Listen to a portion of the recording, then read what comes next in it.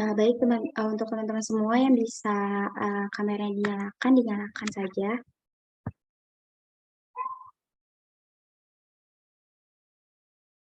Baik, saya mulai ya teman-teman. Assalamualaikum warahmatullahi wabarakatuh. Puji serta syukur kita panjatkan kehadirat Allah Subhanahu wa taala karena pada hari ini, acara webinar, kita mulai. Nah teman-teman perkenalkan nama saya Aini Zulfa Alawiyah dari Universitas Siliwangi. Saya membuat program tentang penyuluhan pranikah untuk remaja dalam menghadapi quarter life crisis dengan tim saya. Operator bisa share screen?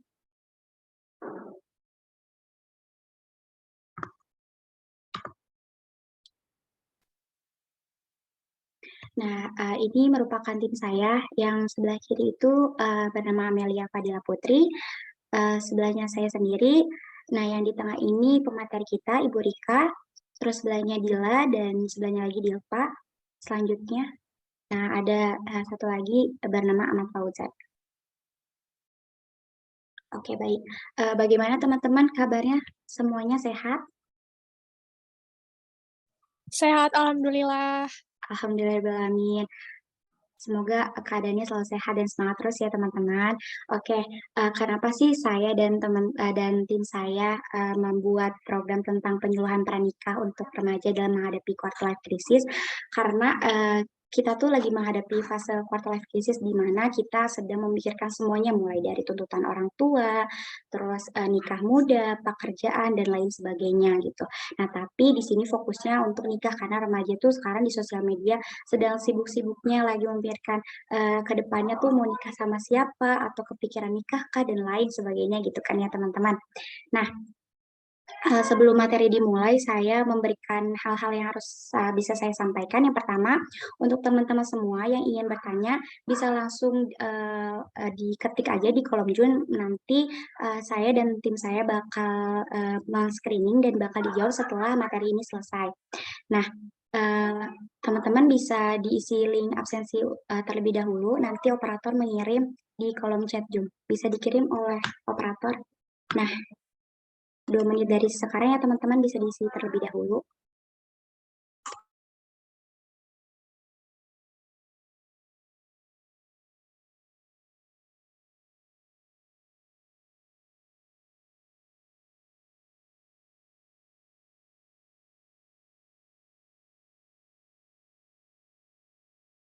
Oh iya, untuk teman-teman yang bisa on cam saja ya teman-teman.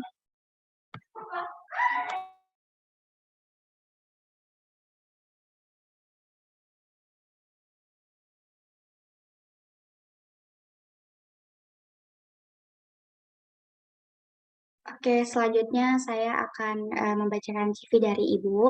Nah, kita itu mempunyai materi yang sangat inspiratif dan sangat aktif di bidang psikologi.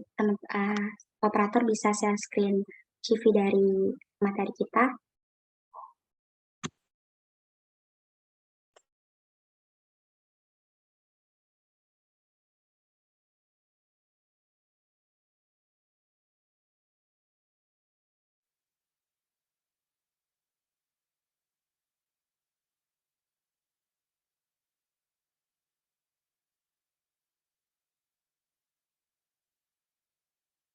Oke, baik, saya akan bacakan ya. Nah, pemateri kita ini bernama Ibu Rika Surtika Dewi, sarjana psikologi, magister psikologi, profesi psikolog, tempat tanggal lahir di Tasikmalaya, 11 April tahun 1984, alamat rumah di Jalan Negarawangi, Gang Nusawangi, Pulau nomor 77, RT 5, RW 6, Kecamatan Ciideng, Kota Tasikmalaya. Nah, nomor telepon dan email bisa teman-teman lihat di room meeting ini. Ke bawah, operator. Nah, riwayat pendidikan yang pernah diampu oleh Ibu Rika ini tahun 2007, program pendidikan sarjana perguruan tinggi di Universitas Islam Indonesia, jurusan psikologi. Tahun 2008, program pendidikan akta mengajar 4 di Universitas Ahmad Dahlan, jurusan FIP. Tahun 2014, magister di Universitas Mercu Buana, jurusan psikologi, serta mengampu profesi psikologi di tahun 2014 di Universitas Mercu Buana, jurusan psikologi. Nah, sertifikasi yang didapatkan oleh Ibu Rika ini yang pertama Certified Statement Analysis, yang kedua Certified Micro Expression, dan yang ketiga Certified LP Coaching. Ke bawah, operator. Nah, pelatihan profesional yang pernah Ibu lakuin itu bisa dilihat oleh teman-teman semua. Sangat banyak sekali ya teman-teman. Bawah operator. Nah, pengalaman mengajarnya juga bisa dilihat oleh teman-teman semua.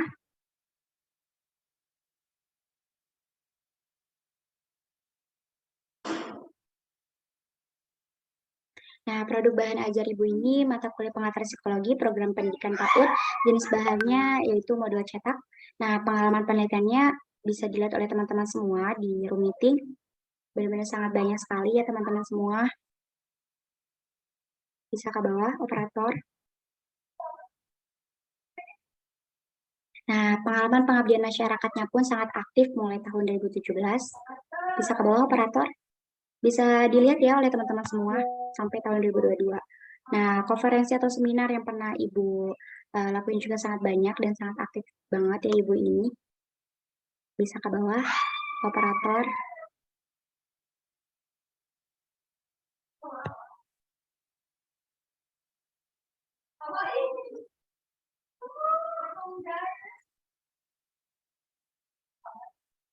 Nah, kegiatan profesionalnya juga bisa dilihat oleh teman-teman semua ya di room meeting.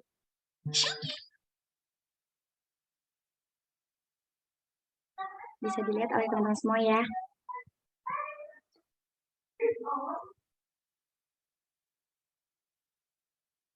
Nah, ini kegiatan atau karya yang Ibu pernah lakuin ini sangat banyak sekali ya, sangat inspiratif, dan Ibu ini merupakan dosen di Universitas Muhammadiyah Tasikmalaya dan sebagai psikolog juga di terapis Harapan Bunda.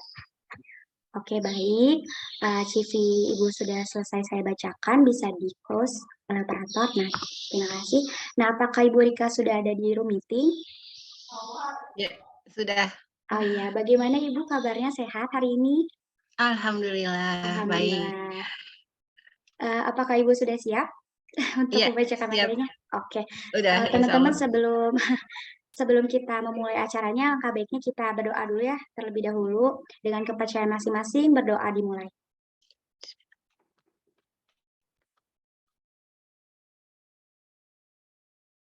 Amin, berdoa selesai. Saya serahkan langsung ke Ibu Rika untuk membacakan materinya.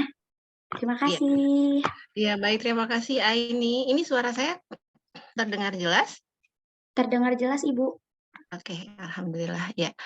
Baik, semuanya apa kabar? Selamat pagi. Ya, akhir pekan ini kita isi dengan kegiatan sharing ya. Dan terima kasih saya ucapkan sebelumnya kepada teman-teman dari Unsil yang ini sebenarnya tugas kuliah ya teman-teman, luar biasa. Prodi Pendidikan Masyarakat ya. Saya ditawari untuk terlibat dalam kegiatan ini merupakan sebuah penghargaan karena tema yang diangkat ini luar biasa, jujur ya. Makanya saya sangat antusias gitu. Karena memang situasi sekarang itu concern remaja itu tuh beda dengan concern remaja zaman saya gitu. Sehingga kaitannya dengan topik-topik seperti ini sudah nggak boleh tabu dan memang harus segera dibahas gitu.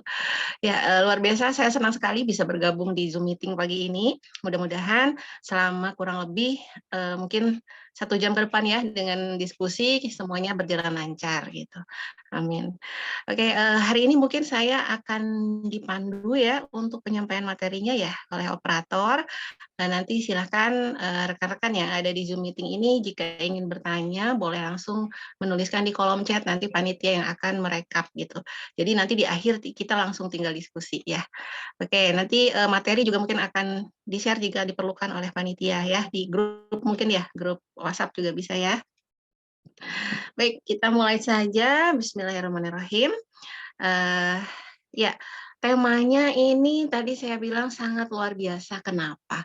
Karena ya saya pernah melewati masa remaja dong ya. Dan teman-teman ini saya juga selalu merasa seperti remaja karena saya selalu bergaul, berinteraksi dengan remaja-remaja terutama dengan mahasiswa. Sehingga saya tahu persis gitu apa saja yang menjadi quarter life krisisnya itu. Dan di sini kita nanti akan membahas ada 2 hal. Yang pertama, kenapa sih di quarter life krisis yang dipilih pranikah? Gitu ya, penyuluhan pranikah. Karena pranikah ini kan terkesan kayak apa ya, masa sih menikah aja harus ada pendidikannya atau gimana gitu, dan seberapa pentingnya itu nanti kita bahas ke depan. Jadi nanti ada yang harus kita tahu dulu nih, remaja itu siapa sih ya yang jadi remaja gitu. Mungkin kategori saya remaja akhir kali ya kalau saya usianya gitu. Tapi untuk teman-teman mungkin perlu tahu dulu nih, remaja itu apa, siapa saja yang dikategorikan remaja, lalu nanti kita bicara tentang pendidikan pranikah itu kenapa penting, dan nanti kita juga bicara tentang seperti apa sih quarter life crisis. Mungkin ada beberapa dari teman-teman yang belum pernah dengar atau mungkin sering dengar tapi apa sih tuh gitu ya. Nah, itu nanti ada di sini oleh rekan-rekan dari tim panitia sudah disediakan untuk materinya. Oke, kita mulai dengan remaja. Apa sih remaja gitu? Tentunya di sini semua mengklaim dirinya remaja dong ya, makanya ikut ya. Insya Allah. Ya, kalau kita definisi secara umum kan tentunya kita kan kenal istilah anak, usia balita, dan sebagainya. Nah, remaja ini adalah usia transisi dari anak ke dewasa ya tentunya. Dan sebetulnya tidak hanya remaja saja, tapi di dalam remaja itu kadang dibagi ada remaja awal, remaja pertengahan, remaja akhir. Nah, kalau saya ini remaja akhir gitu. Kita lihat di sini teman-teman sudah memaparkan ada pengertian dari Papalia. Masa remaja itu adalah masa transisi perkembangan antara anak-anak dan dewasa yang pada umumnya dimulai pada usia 12 atau 13 tahun dan berakhir pada usia akhir belasan tahun atau awal 20 tahun. Nah, ini mungkin kategorinya remaja awal, ya di belasan gitu ya. Sedangkan menurut Anna Freud, masa remaja ini merupakan sebuah proses perkembangan yang meliputi perubahan-perubahan yang berhubungan dengan perkembangan psikoseksual, dan juga terjadi perubahan dalam hubungan dengan orang tua, cita-cita, lalu bagaimana membentuk cita-cita ya, berproses gitu, ke depannya seperti apa sih, harus gimana dan sebagainya gitu. Itu sudah dimulai di usia remaja. Bahkan fenomenanya sekarang remaja awal aja kayaknya udah gimana gitu ya, serius banget nih. Tema-tema yang diangkat, concern-concernnya aja udah. Kemarin saya ngisi kegiatan anak SMP, SMA, bahasannya udah kesehatan mental, bahasannya udah wah gitu, remaja sekarang tuh bener-bener luar biasa ya, karena pergeseran gitu ya. Saya dulu tidak seperti itu, belum nyampe ke situ gitu. Jadi memang bahasannya sudah bervariasi gitu. Jadi dapat disimpulkan remaja adalah masa peralihan dari anak-anak menuju dewasa yang ditandai oleh berbagai perubahan seperti perubahan fisik, psikis, dan sosio-emosional. Secara fisik biasanya kalau untuk remaja laki-laki itu biasanya kelihatan ya tambah bongsor, cepet banget tingginya. Terus kalau yang remaja putri ya ada yang juga semakin tinggi, ada juga yang secara apa ya, agak agak gendutan gitu ya, mungkin lebih berisi badannya gitu. Itu secara fisik aja kelihatan loh. Kalau misalkan anak-anak tuh, biasanya sih teman-teman kalau ngelihat anak SD gimana sih ya, tapi begitu SMP aja, itu tuh kok langsung kayak, langsung deg deg deg deg gitu ya, langsung beda banget. Nah, itu secara fisik memang kelihatan karena juga ini kaitannya dengan perkembangan hormonal ya teman-teman gitu. Secara psikis juga mereka mulai berpikir tentang kadang konflik yang ada di mereka alami ya, kalau di SD itu mungkin 6 tahun bareng teman-teman yang begitu aja, begitu masuk peralihan ke SMP, ke SMA, ke perguruan tinggi, itu banyak sekali dinamika yang dialami. Bagaimana bergaul dengan teman sebaya itu kalau di SMP gimana, SMA gimana, di kuliah beda lagi gitu ya. Nah, itu dinamika seperti itu yang membuat psikis remaja itu bertumbuh. Seperti itu. Dan itu sangat berpengaruh juga kepada nanti perkembangan sosialnya, emosinya, gitu ya.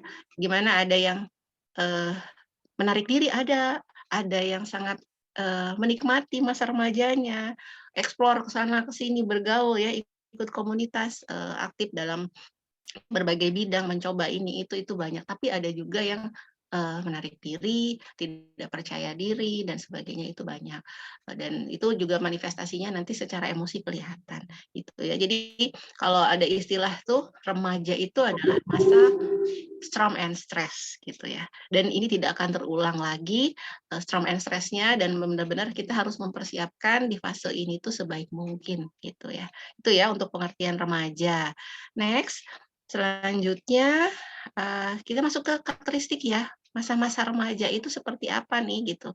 Takutnya di sini ada yang salah identifikasi nih ya, saya remaja apa dewasa nih ya gitu.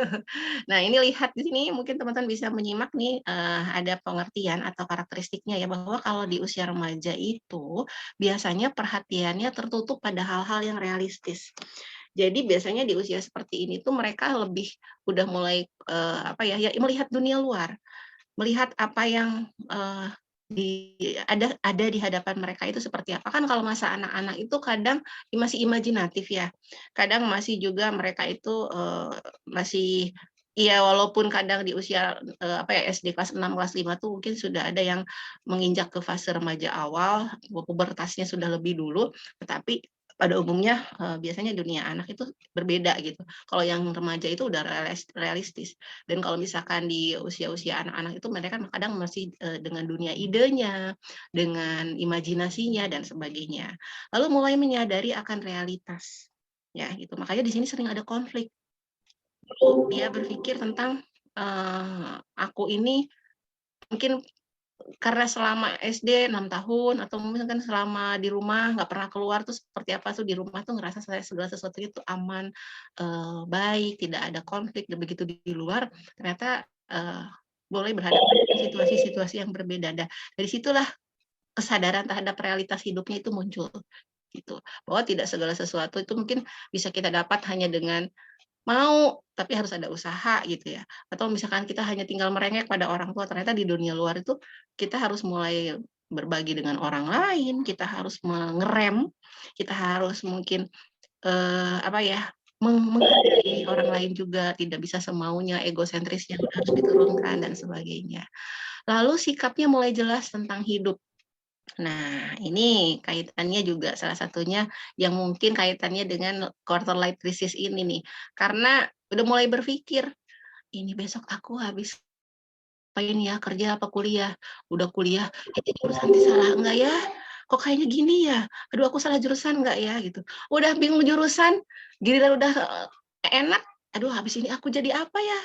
Kuliah ini, habis ini lulus jadi apa ya? Ah."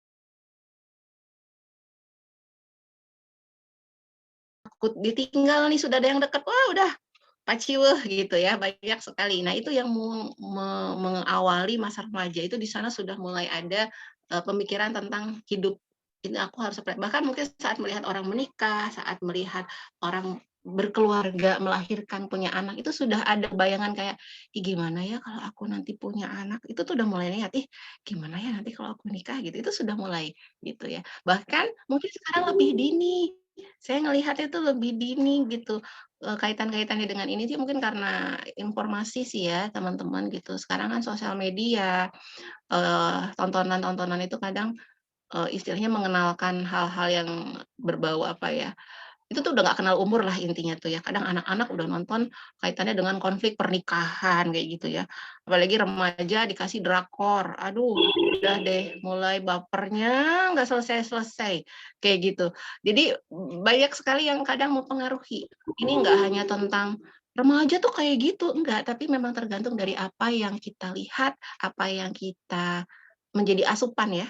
Kita tuh dikasih asupan seperti apa, tontonannya gimana, pergaulannya seperti apa, terus nanti interaksi dengan teman-temannya seperti apa, itu sangat berpengaruh, gitu. Lalu mulai nampak bakat dan minatnya. Nih, ini sudah ada yang menyadari bakat minatnya? Atau sampai sekarang belum tahu nih bakat saya di mana, gitu. Ya, biasanya sudah mulai ada, apa ya namanya, kecenderungan untuk kita itu mulai, "Oh, aku tuh memang bidangnya ini," gitu. Baik itu secara akademik gitu ya, ada yang merasa bahwa, "Oh udah bener nih, ini jurusan yang aku pengen banget dan aku ngerasa cocok banget di sini," ada. Tapi ada juga yang ngerasa tadi ya, masih nggak jelas gitu, sebenarnya ini tuh bidangku nggak ya, pengennya menghindari yang hitungan, tapi ternyata kok masuk fakultas teknik dan sebagainya gitu biasanya ada. Nah, itu juga mulai kelihatan, tapi ini mengenali minat bakat ini kalau teman-teman ini mengeksplor, catatannya kayak gitu. Kenapa? Karena minat bakat ini nggak akan muncul dengan sendirinya. Kita punya kemampuan, lalu kita fasilitasi dengan kita itu mencobakannya. Karena kalau nggak nyoba, kita nggak akan ketemu bakatnya di mana. Contoh sebenarnya saya punya, bakat musik ya, tapi saya nyagap alat musik aja enggak, kira-kira bakat saya keluar enggak? Enggak. Jadi kalau memang mau tahu bakat sama minat, kalau minat sih mungkin banyak ya, minat tuh kan kadang lihat dari informasi, lihat dari apa tuh, orang orang lain melakukan itu kita minat. Nah, itu minat tuh mudah, tapi begitu bicara tentang bakat itu tidak bisa ujug-ujug langsung kelihatan. Ya, jadi nggak mungkin kita tuh nggak pernah, megang alat musik, kita tuh ngerasa berbakat di bidang musik gitu ya, itu nggak mungkin. Jadi kita kan kalau mau tahu bakat di mana itu harus nyoba, makanya nggak boleh takut mencoba. Salah, gagal itu hal yang biasa, baru nanti soalnya kalau nggak nemu salah sama gagal, kita nggak nemu yang right thing buat kitanya itu apa, gitu. Oke, nah ini untuk fasenya ya, ada periodisasinya. Yang pertama masa pubertas 14 sampai 16 tahun, ditandai dengan mulai cemas, bingung tentang perubahan fisiknya. Iya, itu ya, kenapa kok baju pada nggak cukup semua, kadang nggak pede dengan ini perempuan yang banyak nih. Maaf ya, kita kadang payudara membesar gitu ya, pinggul membesar. Itu nggak pedenya, ya, langsung jerawat 2 biji aja pakai masker, sibuk ke dokter. Gitu ya, kalau perlu nggak keluar rumah sampai jerawatnya kering, gitu. Itu tuh banyak banget dialami remaja. Itu fisik nih, perubahan apapun sama fisiknya. Kalau laki-laki mungkin biasanya lebih ke, nggak terlalu fisik tuh nggak terlalu mereka perhatikan sih, kadang tuh mungkin mereka cuma ngelihat dia menjadi lebih lebih tinggi, mungkin lebih tulang lebih melebar, jadi kadang baju pakaian tuh banyak yang kadang udah mulai pada ngatung-ngatung gitu ya, kalau anak laki biasanya nggak terlalu ini gitu. Lalu, biasanya nanti kalau misalkan, kaitannya dengan yang, penampilan-penampilan tuh mulai pada sibuk deh dipikirin kalau usia-usia segini 14 sampai 16 tahun ini kan usia-usia SMP-an gitu ya, SMP, SMA gitu. Suka menyembunyikan isi hatinya. Nah, ini biasanya tambah tambah tertutup sama orang tua, kadang teh gengsi, nggak mau ketahuan, apalagi kalau misalkan lagi ada konflik sama teman, menyukai lawan jenis, itu biasanya agak agak sulit terbuka. Tapi tidak semua, ada yang memang biasa punya komunikasi baik dengan orang tua, akhirnya dia mau terbuka. Lalu memperhatikan penampilan, nah itu ya, mulai apa yang lagi ngetren, kadang tuh nggak tahu nih pantas enggak, pokoknya lagi ngetren gitu ya. Mau pantas mau enggak, pokoknya harus up to date gitu, itu ada gitu ya. Mau cocok mau enggak kita pakai, ya pokoknya ini harus keluaran terbaru, itu ada. Sikapnya tidak menentu atau pelin-pelan, ya ini biasanya kan masih kadang bringka, kalau istilah saya tuh bringka itu bringka dia gitu. Karena kita masih mencari ya, yang pas itu di mana, yang nyaman itu di mana, itu nggak masalah, asal kita itu punya pagu atau punya, patokan, itu harus sejauh mana gitu. Kita tuh mengikuti bringkanya itu harus sejauh mana, jangan sampai kebablasan gitu. Itu hal yang wajar karena memang kita sedang mengeksplor gitu ya. Lalu suka berkelompok dengan teman sebaya dan senasib ya. Iya, kan secara hukum alam biasanya kita tereliminasi atau sendirinya mengerucut kepada, orang-orang atau karakteristik, individu yang sama, biasanya gitu, secara otomatis. Hukum, psikologi sosialnya kayak gitu biasanya, tergiring pada situasi. Tetapi fenomenanya sekarang beda loh teman-teman, kadang ada yang, eee, berbeda dengan diri sendiri tapi mau aja, kayak toxic relationship ya. Kadang, berteman dengan orang-orang tertentu kadang tidak tidak masalah, yang penting, bergaul sama mereka misalkan karena mereka anak yang top dan sebagainya gitu, ada. Walaupun jadi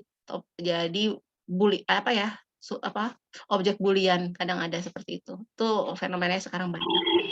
Lalu perbedaan sikap pemuda dengan sikap gadis, nah itu ya, kadang yang dengan mulai jaim, mulai gengsian, dulu masih anak-anak mah istilahnya tuh, gimana aja ya, sekarang mulai, bicara diatur, malu-malu dan sebagainya. Lalu untuk masa akhir pubertas ya, ini sebenarnya pertengahan ya, usia 17 sampai 18 tahun, pertumbuhan fisik sudah mulai matang gitu ya, dari mulai, kemampuan, ini ya, pengelolaan diri sudah mulai kelihatan. Lalu ada proses kedewasaan jasmania, baik itu pada remaja putri maupun akhir. Dan yang ketiga di sini ada adolescent, ya, ini sudah mulai masuk ke dewasa remaja akhir ya, usia sampai 19, 21. Nah ini, biasanya sudah mulai, ini kalau teman-teman di usia segini ya, yang semester 3, 4, 5 gitu ya, itu biasanya sudah mulai tertata, tidak apa ya, mungkin bisalah kebayang ya, kalau SMP, SMA tuh gimana rasanya dan beda. Tapi itu tidak berlaku untuk semua remaja, ini kan hanya teori ya. Kadang tidak semua mengalami fase seperti ini, tergantung dari bagaimana fase-fase itu dilewati sebelumnya. Tadi proses kedewasaannya sudah mulai terbentuk ya secara psikologis, itu belum tentu, sangat bergantung dari bagaimana pengalaman hidupnya kemarin, gitu ya. Oke, next. Di sini ada ini ya, kalau nggak salah tuh ada video. Oh, belum, sorry. Oh, ini. Nih gimana nih katanya supaya bisa tahu menggambarkan, kalau tadi kan kita bicara tentang remaja nih, sekarang kita mau masuk ke, pembicaraan tentang quarter life crisis itu seperti apa. Nih ada ilustrasinya, silakan disimak teman-teman.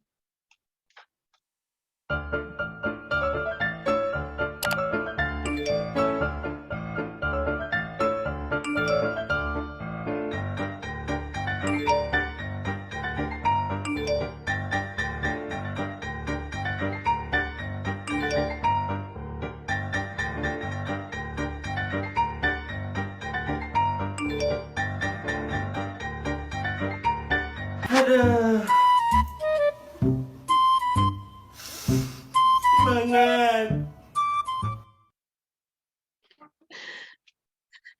Ya, itu ilustrasi yang cukup menarik ya, saya rasa sederhana, tapi mungkin mudah-mudahan teman-teman semua di sini bisa menyimak tentang seperti apa sih quarter life crisis itu gitu.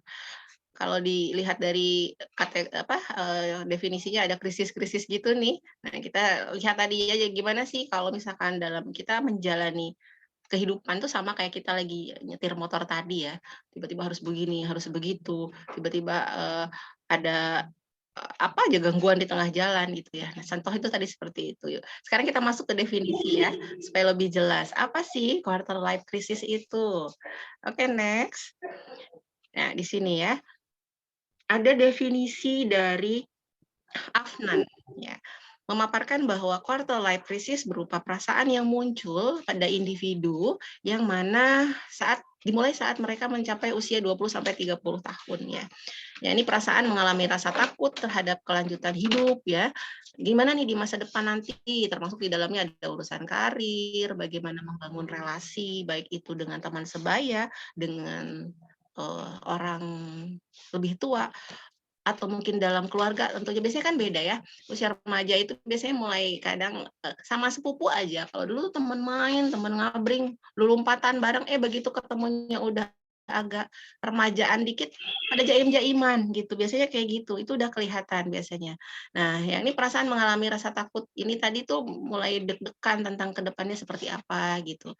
Nah, serta mengalami ketidakstabilan perasaan yang dialami oleh remaja seperti menjadi lebih sensitif, bertolak belakang antara pikiran dan perilakunya gitu. Kadang nih kalau di sini ditulisannya galau gitu ya.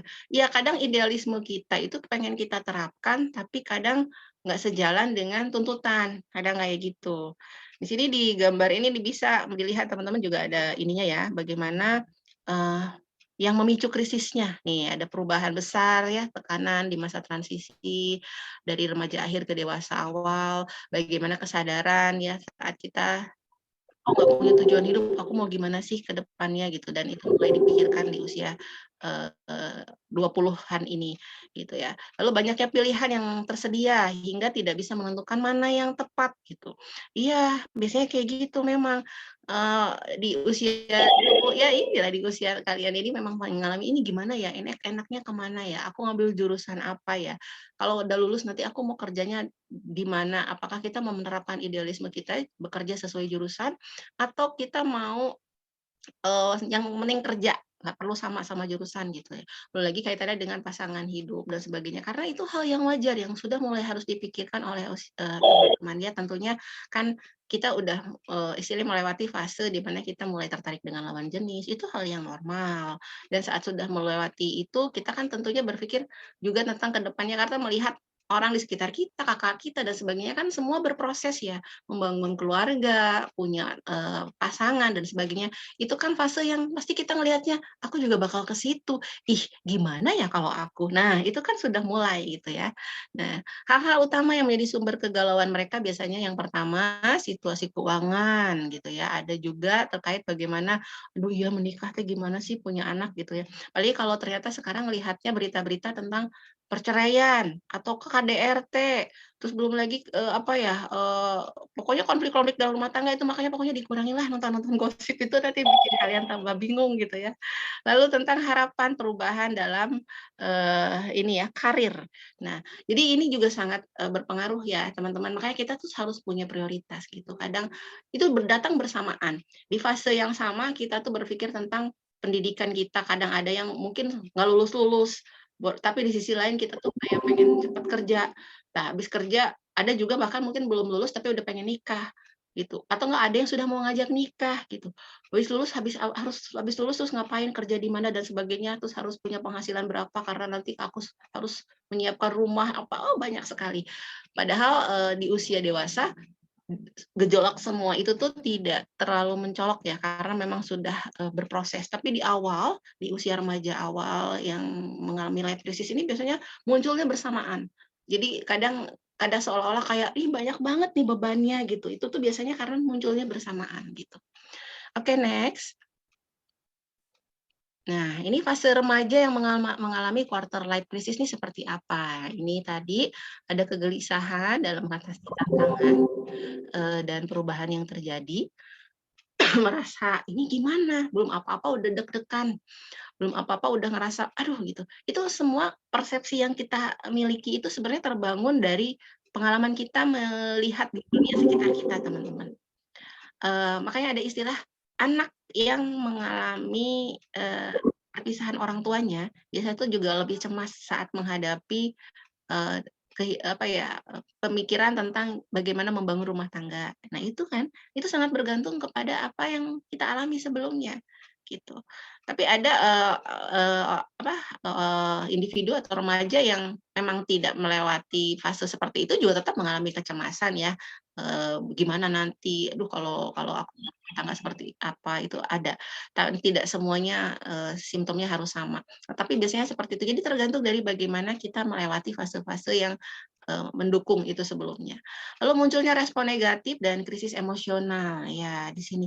Nah, remaja itu kan kita suka mendengar istilah katanya di usia ini tuh mereka suka meledak-ledak, nggak kekontrol. Emosi itu nggak hanya tentang marah loh ya. Kadang kalau udah pengen sesuatu, kita tuh terobsesi banget, sampai harus gimana pun caranya kita harus ke apa ya, target itu terpenuhi, itu juga. Lalu ada juga fase di mana kita mudah down, mudah merasa nggak siap, merasa nggak mampu, merasa kayak, "Aduh ini gimana?" Gitu, "Kok ini kayaknya berat banget, kok kayaknya aku nggak sanggup." Menarik diri, sampai akhirnya mungkin juga muncul perasaan stres, emosi, depresi gitu ya, mengalami serangan panik gitu. Iya, itu tergantung dari kebiasaan. Kadang, cemas itu tidak muncul mendadak. Kita tuh sudah punya, apa namanya, pola kecemasan itu sudah terbawa atau terbentuk itu sebenarnya sejak kita masih anak-anak, gitu. Jadi, apalagi kalau orang yang panikan contohnya gitu ya, terus menghadapi fase remaja yang storm and stress, itu paniknya biasanya meningkat 2 kali lipat. Dan ini tuh karena apa juga teman-teman, secara hormonal remaja memang sedang ada namanya hormon dopaminnya itu meningkat pesat secara hormonal. Sehingga kalau menghadapi sesuatu itu menggebu-gebu, gitu. Itu kan hubungannya dengan, hormonal. Jadi makanya kadang, bukan hanya tentang semangatnya, makanya kadang suka bingung nih kalau ada yang remaja yang tapi kayak kurang semangat gitu ya, masih kadang, "Ah, gimana ah, ngiringan we," gitu tuh. Padahal apa, usia segini tuh biasanya secara hormonal tuh memang, dopaminnya ini yang memicu kenapa remaja ini semakin apa ya, mudah terkena stres atau bahkan sangat semangat banget kalau udah melakukan sesuatu gitu ya. Secara hormonal memang ada. Lalu yang keempat mengalami stres dari berbagai kesulitan, ya dikit-dikit cemas, aduh stres nih, udah mau ngumpulin tugas, yang mau UTS, yang mau UAS, yang mau apa, yang ketemu temen lama, yang mau reuni bingung, stres, takut apa, ditanya apa, ketemu keluarga, ditanya apa, dan sebagainya, itu banyak. Lalu merasa sulit menghadapi dunia dan sulit mengatur emosi, ya ini salah satunya, karena tadi, jadi kalau misalkan ritmenya, usia yang lain itu biasanya turun naiknya cuma segini gitu ya, pelan-pelan, usia remaja itu ritmenya langsung bener-bener ini teman karena itu tadi termasuk salah satunya nanti dalam kontrol emosi. Karena, polanya itu memang, tadi dorongan secara hormonalnya ya, terus polanya memang karena banyak sekali peluang, ditawarin ini, nyoba ini, banyak masalah datang silih berganti gitu tuh kayak bener-bener memicu stresornya tinggi, sehingga secara emosi kadang banyak sekali remaja yang mengalami frustasi gitu, depresi di usia segini tuh. Apalagi yang, ternyata secara sosial juga mungkin dia kurang bisa membagi perasaannya ke orang lain, ke keluarga, mungkin tidak terlalu, bisa bergaul dengan baik, belum memahami dirinya tentang bagaimana, saya tuh sukanya apa, saya itu harusnya bagaimana itu ya.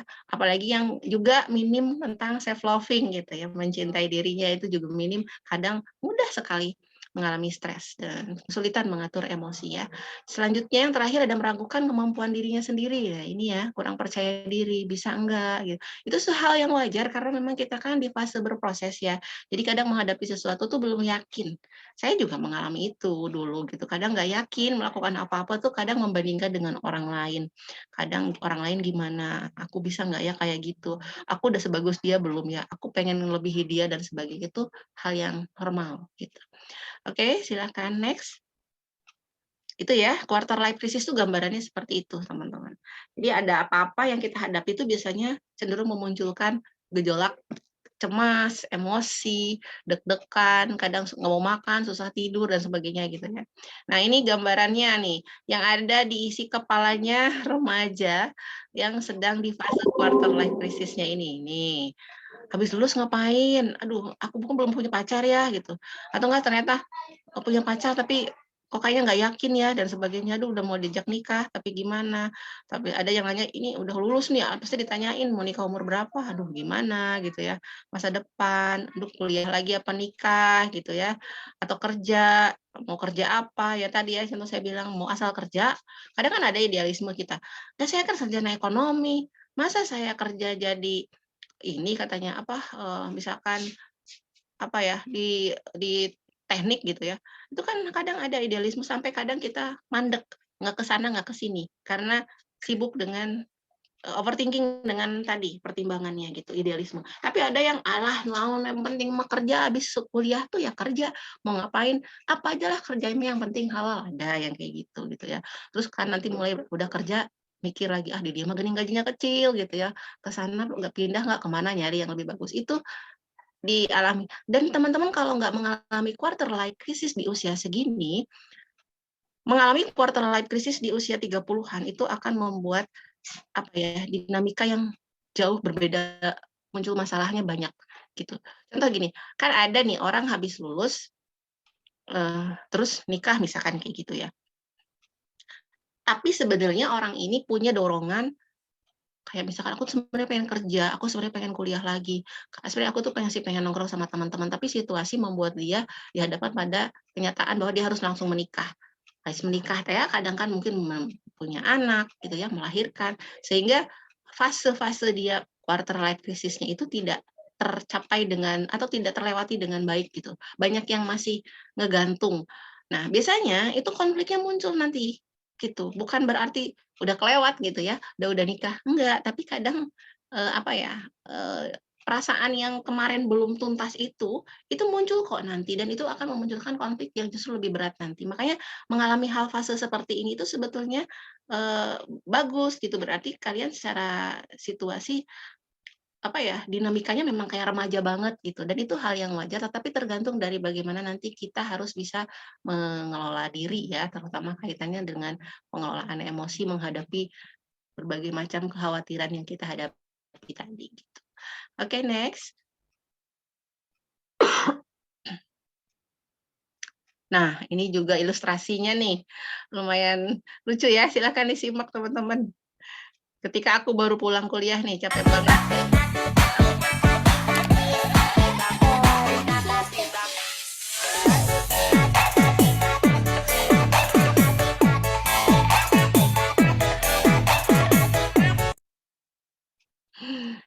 Iya.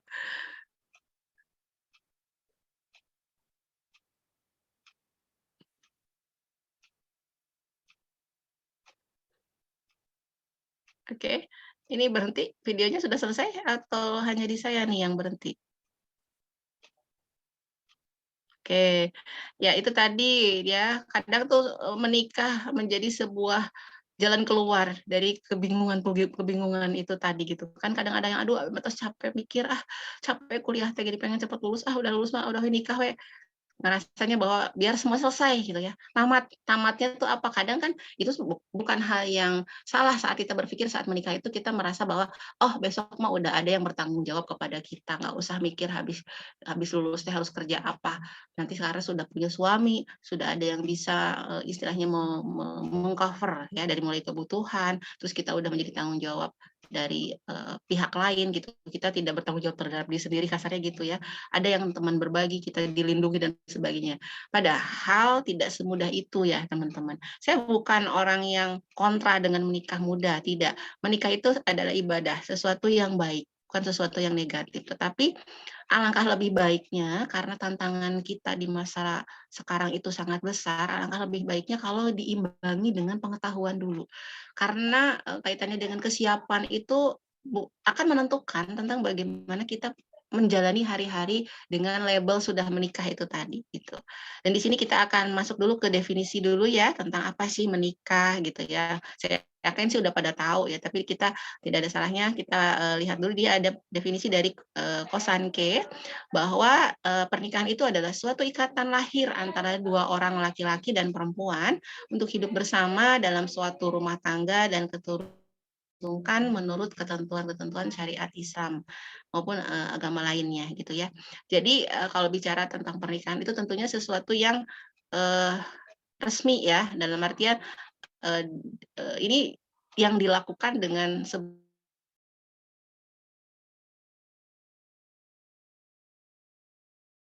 putihnya atau nggak ada komitmen apa-apa, contohnya. Tapi dalam pernikahan yang paling saya harus soroti di sini adalah komitmen, teman-teman. Bukan hanya komitmen tentang kesetiaan gitu ya, setia pada pasangan, mencintai sampai mati, bukan. Komitmen dalam semua hal. Saat kita sudah menikah, kita harus komitmen dengan segala yang menjadi tugas dan tanggung jawab, menjadi suami atau istri itu tadi. Komitmen, karena kalau tidak ada komitmen kita mudah galau. Ini gini nikah teh, nggak enaknya punya suami segala kudu bebeja cenah. Itu ini, nah di situ. Jadi saat kita, menikah itu kita yang pertama itu harus punya komitmen. Bukan hanya karena ada buku nikah, bukan, tetapi secara psikologis itu penting sekali ditanamkan ke dalam diri kita. Nih ada temuan di sini rata-rata perceraian di Provinsi Jawa Barat dilihat dari laman ini ya, liputan6.com. Ini datanya diambil, dari data BPS tahun 2022 ini terbaru ya, bahwa 447 400 iya ya, 447, 743 kasus perceraian terjadi pada tahun 2021. Jadi, laporan tahun 2022, berarti setahun ke belakang. Tinggi sekali. Angka tersebut mengalami kenaikan dibandingkan tahun sebelumnya yang mencapai 1.677 ya, perkara. Dan data BPS tersebut hanya mencakup perceraian untuk orang Islam saja. Ini hampir berapa? Hampir 100% ya, mungkin 95% gitu. Dan ini datanya bagi yang Islam. Itu belum lagi yang maaf nih, agama lain gitu ya. Ini tuh datanya, tapi saya, ini kok, apa, tidak kaget ya, karena saya juga sempet, dimintain keterangan oleh, wartawan dari, harian Radar Tasik itu ya, tentang, "Bu, ini katanya, waktu kemarin Covid itu tingkat perceraian meningkat, Bu, hampir 300% katanya. Antrian orang mau daftar sidang cerai di Pengadilan Negeri Kota Tasikmalaya ini panjang banget." terus diimbangi dengan data tingginya tingkat pernikahan dini. Itu saya nggak kaget karena itu kan, datanya Kota Tasik ya, berarti kan ininya, apa namanya, ini kan rangkuman gitu ya dari yang, kota, apa, provinsi ya, gitu. Jadi saya rasa itu bukan hal yang aneh kalau ternyata di Provinsi Jawa Barat laporannya segitu, karena di Tasik aja saya dapat informasinya seperti itu, teman-teman. Oke, next. Nah, untuk menghindari hal-hal yang tadi itu, kayak sebenarnya tidak, apa ya, korelasi antara perceraian, tingkatnya tingkatnya, pernikahan usia muda, mungkin korelasinya tidak ada yang langsung, karena segala sesuatunya itu bisa disebabkan oleh banyak hal. Bisa saja memang, ya kalau kita umat muslim kan kita bicara tentang memang jodohnya sampai situ gitu ya, atau memang segala sesuatu itu memang sudah ditakdirkan untuk terjadi ya seperti itu. Tetapi kan kita itu makhluk, pembelajar ya, kita juga makhluk sosial, kita harus melihat, di dalamnya kenapa ada peningkatan, kenapa kok tinggi.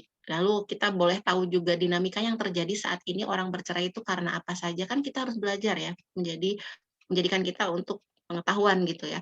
Kalau misalkan bicara tentang, istilahnya, apa ya, sudah menjadi kodo dan kodar memang itu akan selesai, tetapi kita kan supaya tahu, supaya menjadi pembelajaran bagi pasangan-pasangan yang menikah gitu ya istilahnya. Saat kenapa tingkat perceraian tinggi itu lebih banyak dikarenakan faktor apa nih gitu. Karena ada mungkin faktor ekonomi atau mungkin ada kaitannya dengan, faktor KDRT dan sebagainya gitu. Nah, hal-hal seperti ini kan kita jadikan bahan evaluasi. Sehingga salah satu yang memang harus diperhatikan dalam, kita mau masuk ke step pernikahan itu memang banyak, teman-teman. Kadang kalau misalkan menikah muda tuh kenapa iya, saya bilang saya bukan orang yang kontra, itu semua adalah hak prerogatif ya. Cuma memang dalam aturan negara Indonesia itu kan memang ada aturan usia ya, bahwa kenapa kok harus usianya di atas 18 tahun, bahkan kan kemarin aturannya naik ya, perempuan jadi kalau nggak salah 21 ya, perempuan laki-laki jadi 25 apa gimana gitu ya yang terbaru itu. Kenapa? Karena kan banyak faktor yang harus dipertimbangkan gitu, bukan hanya tentang niat gitu. Karena ya tadi melihat fenomenanya sekarang ini banyak, konflik dalam pernikahan, banyak perceraian, kita kan evaluasi. Nah, oh berarti usia-usia segini, pernikahan ini tuh konflik begini-begini itu dievaluasi, dijadikan bahan pembelajaran. Oh ini harus ada edukasi nih sebelum orang pada menikah ini biar tahu bahwa menikah ini bukan hanya tentang menyelesaikan masalah kayak tadi nih, "Aduh pengen cepet lulus aja lah, nikah aja lah," kayak gitu tuh kayak semacam, "Ah udahlah ini tuh udah jalan keluar paling bener deh," gitu ya. Nah itu tuh, berarti sifatnya masih emosional ya mengambil keputusannya gitu. Jadi lihat dulu ya ada beberapa persiapan. Yang pertama ada kesiapan pribadi dan ada kesiapan situasi. Kesiapan pribadi ini yang pertama terkait kematangan emosinya, lalu kesiapan usianya, ada kematangan sosial, kesiapan model peran. Nah ini, kematangan usia saja. Kesiapan usia ini kan bukan hanya tentang udah sesuai dengan aturan pemerintah, enggak. Tetapi kan kita itu secara biologis, kenapa kok dilarang di bawah umur, itu karena secara organ kita belum siap. Secara kematangan organ di dalam tubuh, apalagi yang perempuan ini penting diperhatikan itu karena memang belum siap. Kayak contoh gini aja, kasarnya teh, menstruasi aja baru kemarin gitu ya. Jadi otomatis kayak belum belum melewati fase kematangan rahim yang benar gitulah, contohnya seperti itu. Dan kadang, kaitannya dengan berbagai, masalah kesiapan itu tuh kan contoh orang pubertas ya, lagi ini kan sering dialami nih masa usia remaja ya, kadang lagi puber tuh PMS ya, emosinya kadang nggak ini ya. Nah itu kan fase yang harus dilewatin dulu gitu. Kita harus mengenali dulu, "Tah aku mah dah kalau misalnya lagi dapetnya suka emosi," cenah, "PMS ini, jangan senggol nanti disenggol bacok," cenah kayak gitu ya istilahnya. Nah itu kan ada sesuatu yang memang sedang kita berproses. Jadi kalau memang itu di-skip atau ditindih gitu ya, itu berarti ada proses yang juga terlewat. Sehingga kenapa kok jangan terlalu dini, bahkan kalau bisa jangan di bawah usia yang ditentukan itu karena faktor kematangan biologis juga. Untuk siapa? Untuk kita-kita juga. Bukan karena pemerintah yang, usil atau kepo atau karena ribet gitu ya. Tapi ini kan kita demi menyelamatkan sebetulnya. Karena, kehamilan dengan situasi yang tidak sehat, mungkin anemia, mungkin, apa, kondisi rahim yang tidak baik itu dampaknya bukan hanya langsung ke kita, Ini saya lagi ngebahas tentang stunting kemarin ya di kabupaten. Itu juga salah satunya adalah apa?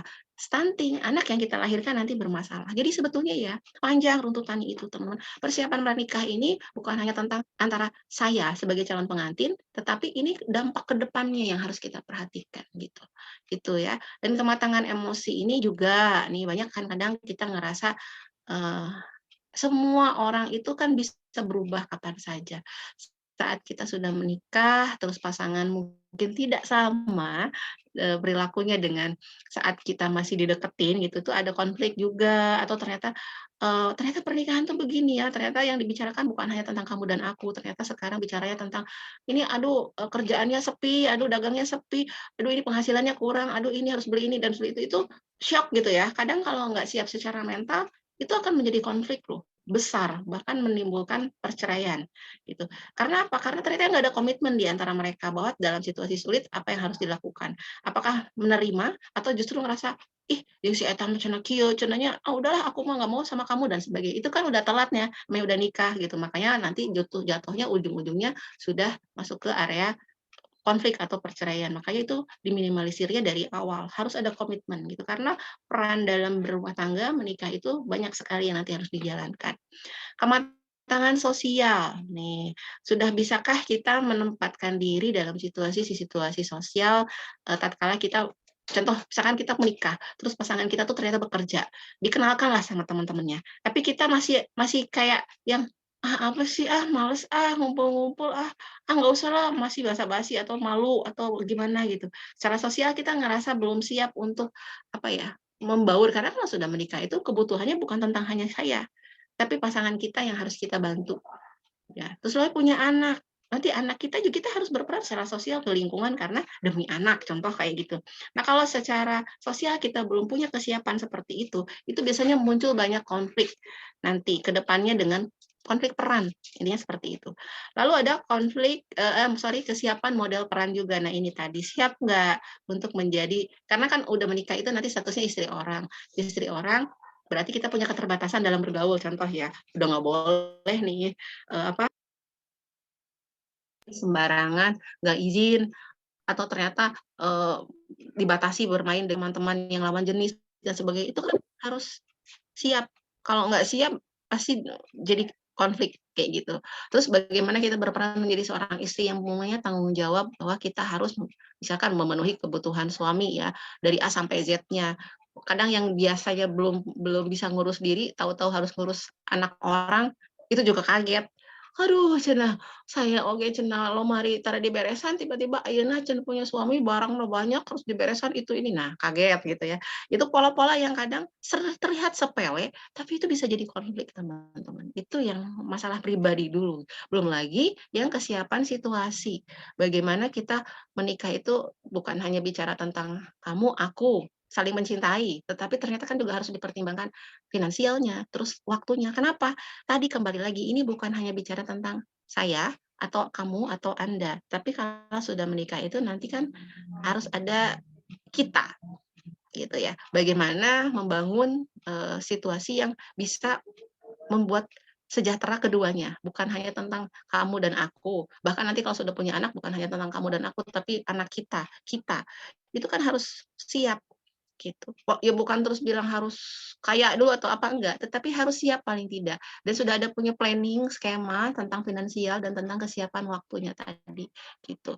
Jangan sampai hanya berpikir, maaf nih, modal cinta katanya, aduh zaman ayeuna kan kadang, duh udah punya pacar teh rasanya kayak udahlah cukup kamu saja di hidupku, aku nggak perlu yang lain gitu. Itu tuh udah nggak boleh diterapin gitu ya, itu nggak realistis. Nah itu perlu disikapi karena ya walaupun gini, ada istilah bilang katanya rezeki mah nuturkeun, atau nggak mungkin karena menikah itu ibadah pasti rezeki ada, betul. Tetapi ini kita nggak bicara tentang apa ya, jumlah atau secara kuantitatif gitu ya, tetapi lebih bicara kepada planning dan bagaimana kita punya skema tentang ke depannya karena ada orang yang kita jadi apa, kita harus bertanggung jawab pada anak orang gitu loh ya. Baik itu suami dan istri ya, karena istri juga ada tanggung jawabnya terhadap suami, suami juga ada tanggung jawabnya pada istri gitu. Jadi kita harus mulai bisa apa ya, membuat skema tentang waktu, tentang finansial, apalagi kalau bekerja dan sebagainya gitu. Jadi banyak yang dipertimbangkan karena apa? Ini nanti ngaruhnya ke komunikasi.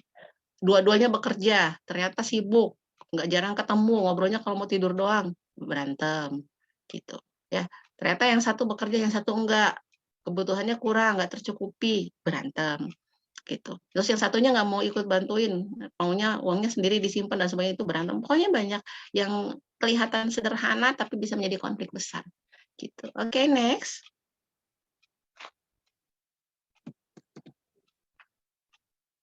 Oke, masih ada slide-nya?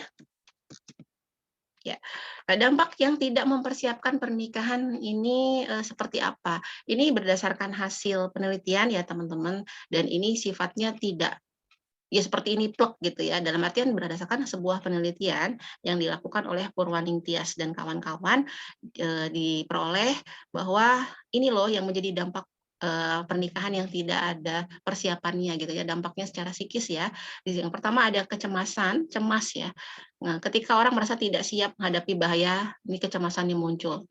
Stres ya, lalu ada beban ganda wanita yang menikah dini tadi, kayak contoh gini, ya namanya masih muda tuh kan kadang masih pengen ini, masih pengen itu, dihadapkan langsung menikah. Nah ini mungkin ke-pending ya, nikah dulu udahlah. Tapi begitu udah punya anak, ketemu orang lain, teman itu kayak masih, belum puas aku kemarin begini. Jadi kadang masih ada gejolak gitu ya yang ada dalam dirinya, kayak belum puas terhadap apa yang ingin dicapainya, kayak gitu. Lalu belum lagi kalau misalkan ternyata dia harus dihadapkan pada mengurus anak, lalu bekerja. Bekerja ini bukan hanya tentang mencari nafkah, tetapi kan bekerja ini bicara juga tentang aktualisasi diri. Penting seorang istri itu punya aktualisasi diri, baik itu dalam berkegiatan sosial ya, berinteraksi sosial, bekerja, karir, itu penting. Hanya saja memang harus ada keseimbangan gitu. Lalu ada juga tekanan sosial ya, yang menyebabkan mungkin berbagai macam gangguan mental, dari mulai tuntutan lingkungan. Kadang kan kita fokus ya, lingkungan, masyarakat tuh menuntut kita seperti apa tuh kadang kita tuh ke push gitu sama kayak gitu ya. Atau nggak mertua kita berharap kita seperti apa, suami, orang tua, tapi ternyata tidak sejalan. Bahkan kita menikah ini kayak istilahnya itu semacam ya udahlah gitu, mau gimana lagi gitu. Nah itu biasanya banyak sekali nanti konflik perannya di sana. Jadi muncullah stres, burnout, depresi, bahkan bisa sampai pasca melahirkan punya anak mengalami depresi itu juga banyak gitu. Itu apa penyebabnya? Ya itu karena memang kita dari awal tidak punya pola atau tidak punya skema mempersiapkan diri secara mental tentang, karena menikah itu banyak segala sesuatu yang unpredictable, tidak sesuai dengan skenario. Banyak sekali. Bahkan saya bilang gini, kita tuh mau pacaran lama kayak apa, mau kenal lama sama orang seperti apa, mau kenal bapaknya, kenal ibunya, itu teman kita dari kecil, menikah tetap aja ada istilah kayak tetap nemu kucing dalam karung. Karena banyak sekali yang berbeda. Orang itu bisa berubah 180 derajat saat sudah berada pada peran yang berbeda, gitu. Bahkan mungkin seminggu menikah ada kadang kaget, "Nah geuning kieu," gitu ya. Ya itu tadi dalam kehidupan pernikahan itu karena kita intensitas ketemu banyak lah, lebih sering gitu ya, terus segala hal itu kita menjadi lebih tahu, kita maka akan ngerasakan perubahannya. Itu beda lah kalau orang-orang yang masih, masih pendekatan gitu ya, atau mungkin masih pacaran, atau mungkin walaupun itu teman kecil, mungkin itu anaknya si bapak ini, kita udah tahu bapaknya, orang tuanya gimana, tetap saat membangun sebuah kehidupan berumah tangga itu banyak sekali yang harus disesuaikan, penyesuaian ya. Lalu perceraian keluarga nikah dini. Nah ini ya, banyak katanya yang menjadi berujung pada perceraian gitu, karena ketidaksiapannya tadi, baik mental, sosial, ekonomi dan lain-lain gitu. Kadang mungkin terlalu, aduh masa sih menikah hanya karena, misalkan, secara ekonomi, tapi itu banyak gitu. Bahkan nggak teman-teman bisa lihat datanya nanti, beritanya kayaknya kalau nggak salah tuh di awal tahun kemarin deh, masa ada, dibahas di ini, tulis aja di Tasik ya, tingkat perceraian Kota Tasikmalaya gitu, itu pasti keluar. Penyebabnya apa di sana, faktor ekonomi dan sebagainya itu banyak gitu. Oke next, itu ya, itu mau dari Purwaning Tias ya, penelitian dari dari Purwaning Tias. Oke, selanjutnya, next. Masih ada satu lagi kalau nggak salah ya. Nah, dampak psikologis yang ditimbulkan dari pernikahan dini. Yang pertama ada dampak sosial, dampak ekonomi, dan dampak psikologis.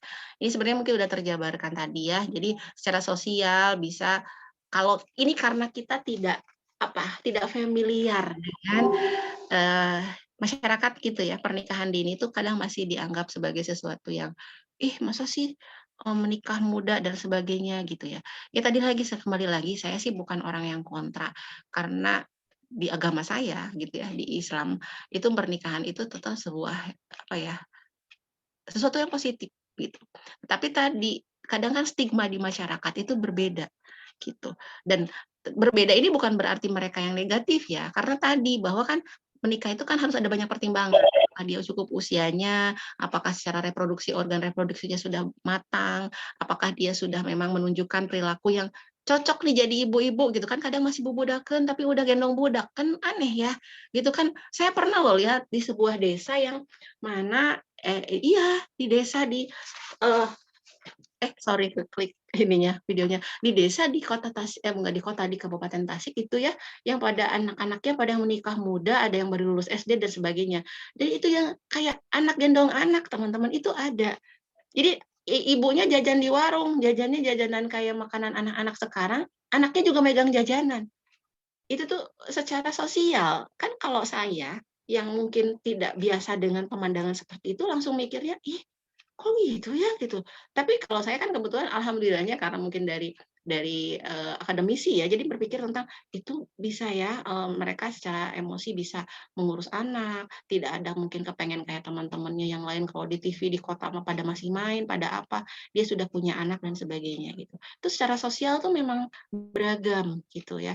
Jadi tidak bisa memang kebanyakan agak cenderung negatif ya, dengan kadang dipikirnya hamil di luar nikah lah kalau di suudzonnya gitu ya, atau enggak kadang-kadang, inilah kenapalah gitu ya, ada aja.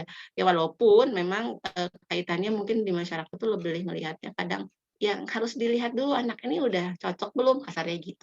Walaupun ya memang menikah itu namanya ibadah kan tidak ada yang salah sebetulnya. Tetapi tadi dampaknya kalau di waktu dan situasi yang kurang tepat ada dampak lain yang mungkin akan mengikuti. Lalu dampak ekonomi menimbulkan ketergantungan kepada orang tua. Nah ini ya, karena memang dari faktor usia, mereka belum cukup, otomatis mereka aja bekerja mungkin belum maksimal, belum bisa gitu. Nah kalau dihadapkan mereka itu belum memiliki kemandirian dalam hal ekonomi saja, tentunya kan ini, akan menjadi tanggungan pihak lain gitu ya, di sini masih dalam tanggungan orang tua dan ini tentunya akan sangat, apa ya, buruklah, itu akan berpengaruh kepada bagaimana hubungan pernikahannya dengan pasangannya, bahkan kemandirian dari pernikahan ini juga akan bermasalah nanti ke depannya. Lalu ada dampak psikologis ya, banyak tekanan dari luar maupun dari dalam ya. Itu tadi kadang kita tuh punya, dorongan masih seperti apa, masih pengen ini, masih pengen itu, tapi kan kadang kalau udah pengen nikah teh kayak udah diubun-ubun gitu, nikah aja, padahal ternyata setelah menikah kan tidak selamanya happy gitu ya. Jadi kadang lagi pas pasang surut, lagi turun, kita malah yang menyesal, yang merasa, mengasihani diri sendiri gitu, "Kok kok saya di fase seperti ini, kasihan banget nggak sih aku tuh, umur segini, kayak gini, teman-temanku mah masih apa, aku udah begini." Nah kayak gitu, jadi banyak sekali, belum lagi tuntutan, "Cing atuh Neng, cing atuh atos nikah mah kudu kieu kudu kieu." Nah itu kan banyak. Nah kayak gitu tuh harus siap, kalau enggak, ya itu tadi mungkin ujungnya ke perceraian. Biasanya kebanyakan seperti itu. Ya, jadi itu cuma gambaran ya teman-teman dari apa yang memang saya pernah, eee, bersinggungan dan mungkin ini teman-teman yang dari Unsil ini merupakan temuan dari penelitian-penelitian yang sudah ada sebelumnya. Jadi ini sebetulnya lebih ke sharing aja. Jadi tidak semuanya, sama persis dengan apa yang disampaikan di sini gitu. Karena situasinya akan berbeda dari setiap orang ya, seperti itu. Oke, next kayaknya udah habis ya kalau nggak salah slide-nya ya? Iya, terima kasih. Oke. Ya, untuk pemaparan materinya sudah selesai, teman-teman. Mungkin itu yang bisa saya sampaikan. Mungkin selanjutnya akan lebih leluasa kalau kita lanjut dalam sesi diskusi ya, dan tanya jawab. Jadi panitia mungkin sudah mulai merekap.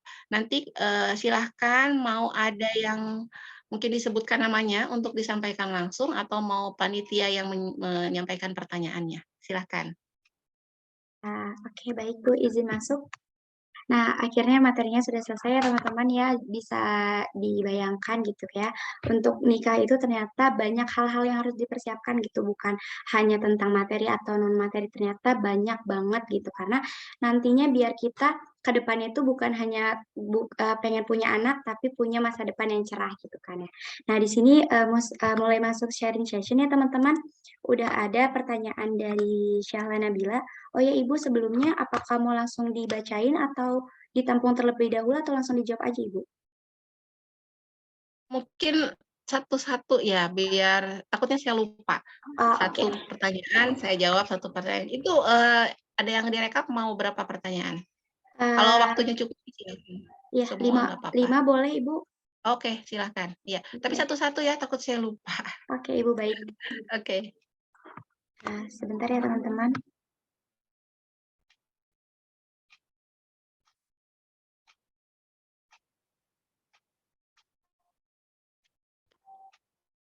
Ini ada pertanyaan dari Syahla Nabila dari Universitas Siliwangi, izin bertanya.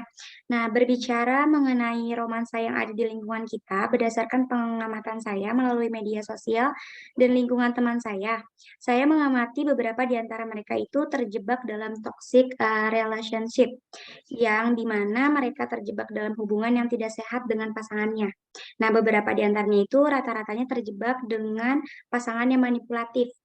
Nah, pertanyaannya, bagaimana cara kita keluar dari hubungan yang seperti itu? Dan bagaimana kita bisa bertindak berani dan tegas untuk memutuskan hubungan yang toksik? Seperti ini, Ibu, pertanyaannya. Oke, baik, terima kasih pertanyaannya Sahla. Ini menarik sekali sepertinya mewakili ya.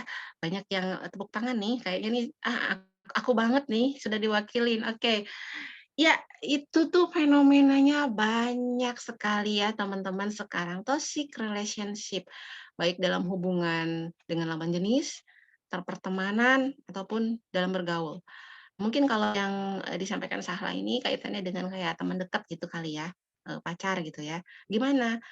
Saat kita menghadapi toxic relationship itu yang pertama kita harus menyiapkan mental dulu, langkah pertama aja, itu butuh kesiapan mental. Apa langkah pertamanya? Meninggalkan sumber ketoksikan nih. Ya.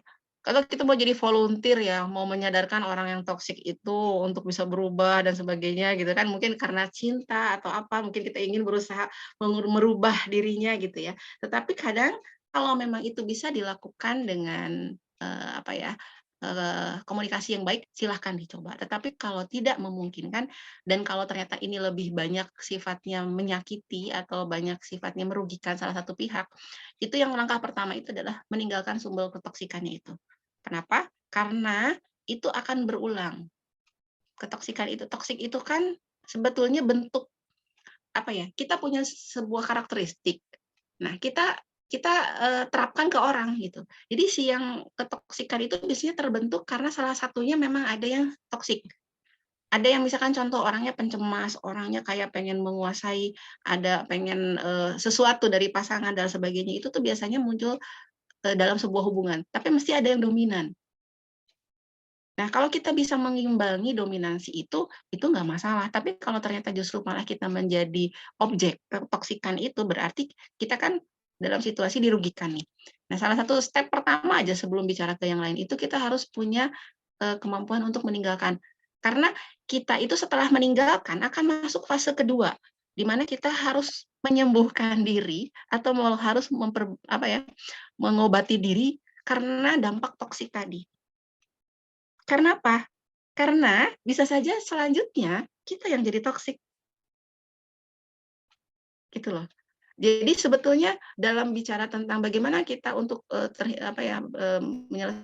istilahnya itu selamat dari situasi seperti itu adalah segera keluar dari situ. Dalam artian ya apapun itu gitu ya.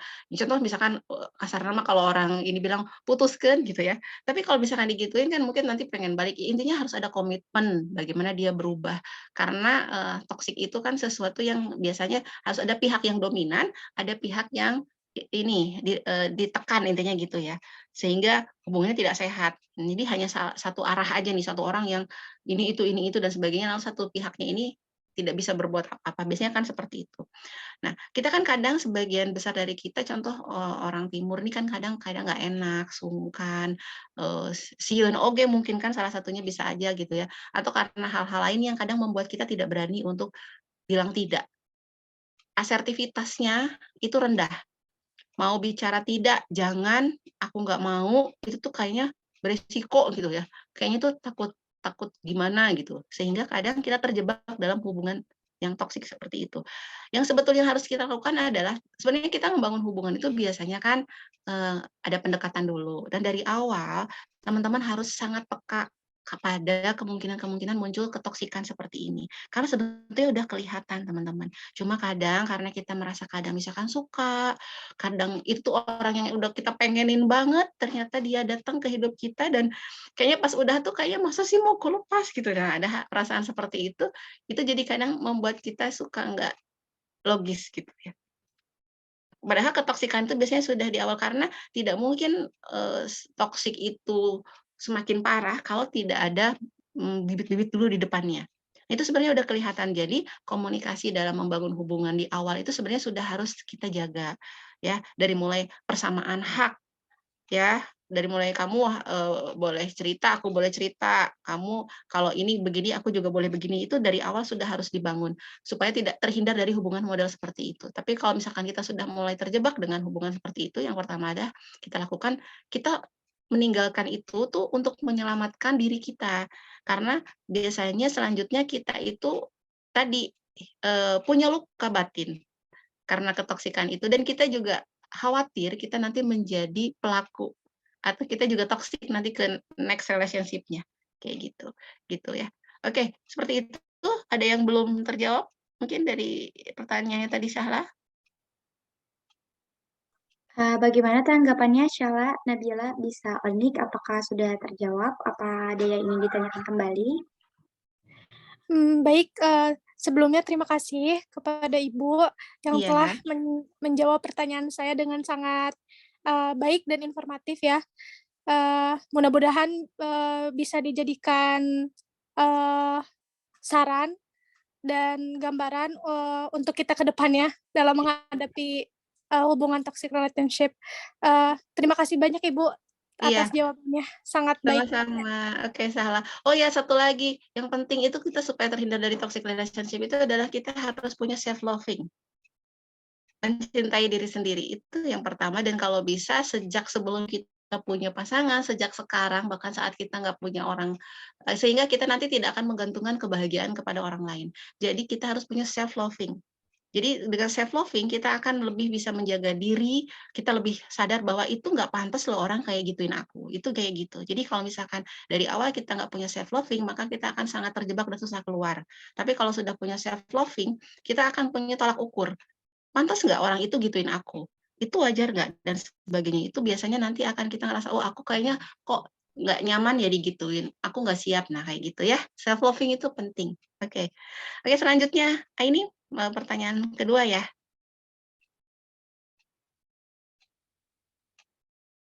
Ah, itunya belum dibuka, masih di-mute. Maaf, ini ada Oke, pertanyaan nggak dari apa-apa. Syafa Nurul Syawalia Azura, asal Tasikmalaya, Mmm, dari mahasiswa jurusan bimbingan konseling di Universitas Muhammadiyah Tasikmalaya. Nah, bertanya iya. tentang apakah umur memengaruhi tingkat kematangan seseorang untuk menikah, dan jika misalnya sudah terlanjur menikah pada usia yang dini, apa yang harus dilakukan agar pernikahan yang bisa berjalan harmonis dan langgeng? Seperti itu, Ibu. Oke, baik.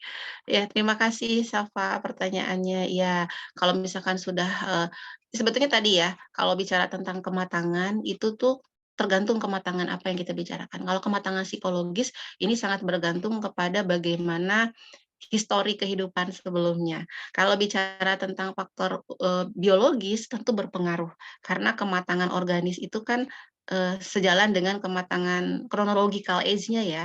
Bagaimana kita tuh usia segini, perkembangan, istilahnya tuh, ketebalan rahim sudah seberapa dan sebagainya itu kan secara biologis memang berpengaruh ya. Tapi kalau bicara tentang, kematangan secara, psikis atau secara psikologis itu sangat bergantung kepada bagaimana stimulasi yang didapat dari individu itu tersebut ya gitu.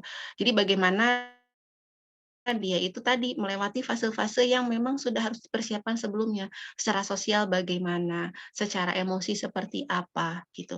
Lalu bagaimana dia kemarin itu sudah istilahnya tuh apa ya, memenuhi segala tuntutan yang dia inginkan terhadap dirinya seperti itu. Jadi itu sangat berpengaruh lagi apa yang dia alami, apa yang dia rasakan, apa yang istilahnya tuh dia pernah lewati, itu akan sangat menentukan kematangan seseorang dalam membangun sebuah kehidupan berumah tangga gitu ya. Itu sangat berpengaruh. Kan akan beda, contoh gini misalkan, ada anak yang memang nggak pernah gaul, nggak pernah apa, terus akhirnya menikah, itu otomatis tempaan dari luarnya nggak ada. Tapi ada orang yang memang sudah berpengalaman di luar ya, berinteraksi dengan orang banyak, terus mungkin melewati proses ada pernah berkonflik dan sebagainya, itu mereka akan lebih siap menghadapi stresor. Tapi bagi anak yang mungkin nggak semuanya serba aman, nggak pernah dapat konflik, dapat langsung istilahnya mah lulus, ini menikah, dijodohkan, dapat, udah selesai, gitu. Biasanya kalau ada guncangan itu biasanya agak sedikit suka terhentak gitu ya, karena dia tidak biasa dengan dinamika. Tapi bagi anak atau remaja yang mungkin ya itu mengalami konflik dengan teman sebaya, dengan mungkin keluarga, konflik peran, konflik kepentingan, itu sering mengalami seperti itu biasanya ikut mendewasakan. Lalu kalau misalkan sudah terlanjur menikah seperti apa? Oke, nah ini perlu ada komunikasi dengan pasangan tentang dinamika yang dialami. Istri itu support system pertamanya suami, begitupun suami. Saya tuh kalau ada klien datang istri, saya panggil suaminya. Kalau datang bapak-bapak, saya panggil istrinya. Kenapa? Karena dalam kita sudah berkomitmen untuk menjadi suami istri, berarti support system pertama yang bisa membantu dan mungkin bisa menjatuhkan, membuat kita ngedown itu adalah pasangan pertama. Gitu. Saat pasangan memberikan support yang luar biasa, kita merasa akan bisa melewati semua hal gitu. Dan ini harus dikomunikasikan bagaimana tentang ya aku nih usia segini, kamu usia segini. Kadang aku tuh suka masih pengen begini, ya gimana ya gitu. Jadi kadang jangan di apa ya, jangan ditutupin atau jangan seolah tidak ada masalah gitu ya. Nggak tabu kok bicara tentang konflik perasaan, konflik kepentingan kepada pasangan, justru harus, supaya pasangan kita tahu kondisi kita tuh seperti apa. Misalkan pasangan kita usianya nggak muda, tapi kita masih muda, kita harus ceritakan bahwa, "Kadang aku kangen deh ya, kayak pengen teman-temanku masih gini, gerakin nongkrong, gerak aduh pengen ya," gitu. "Kapan-kapan kali boleh sekali-kali kali ya," gitu. Dia kadang kan ada yang gengsi, ada juga yang mungkin udah men-set dirinya bahwa, "Masa sih aku udah nikah ngomong kayak gitu ke suami?" Padahal nggak masalah.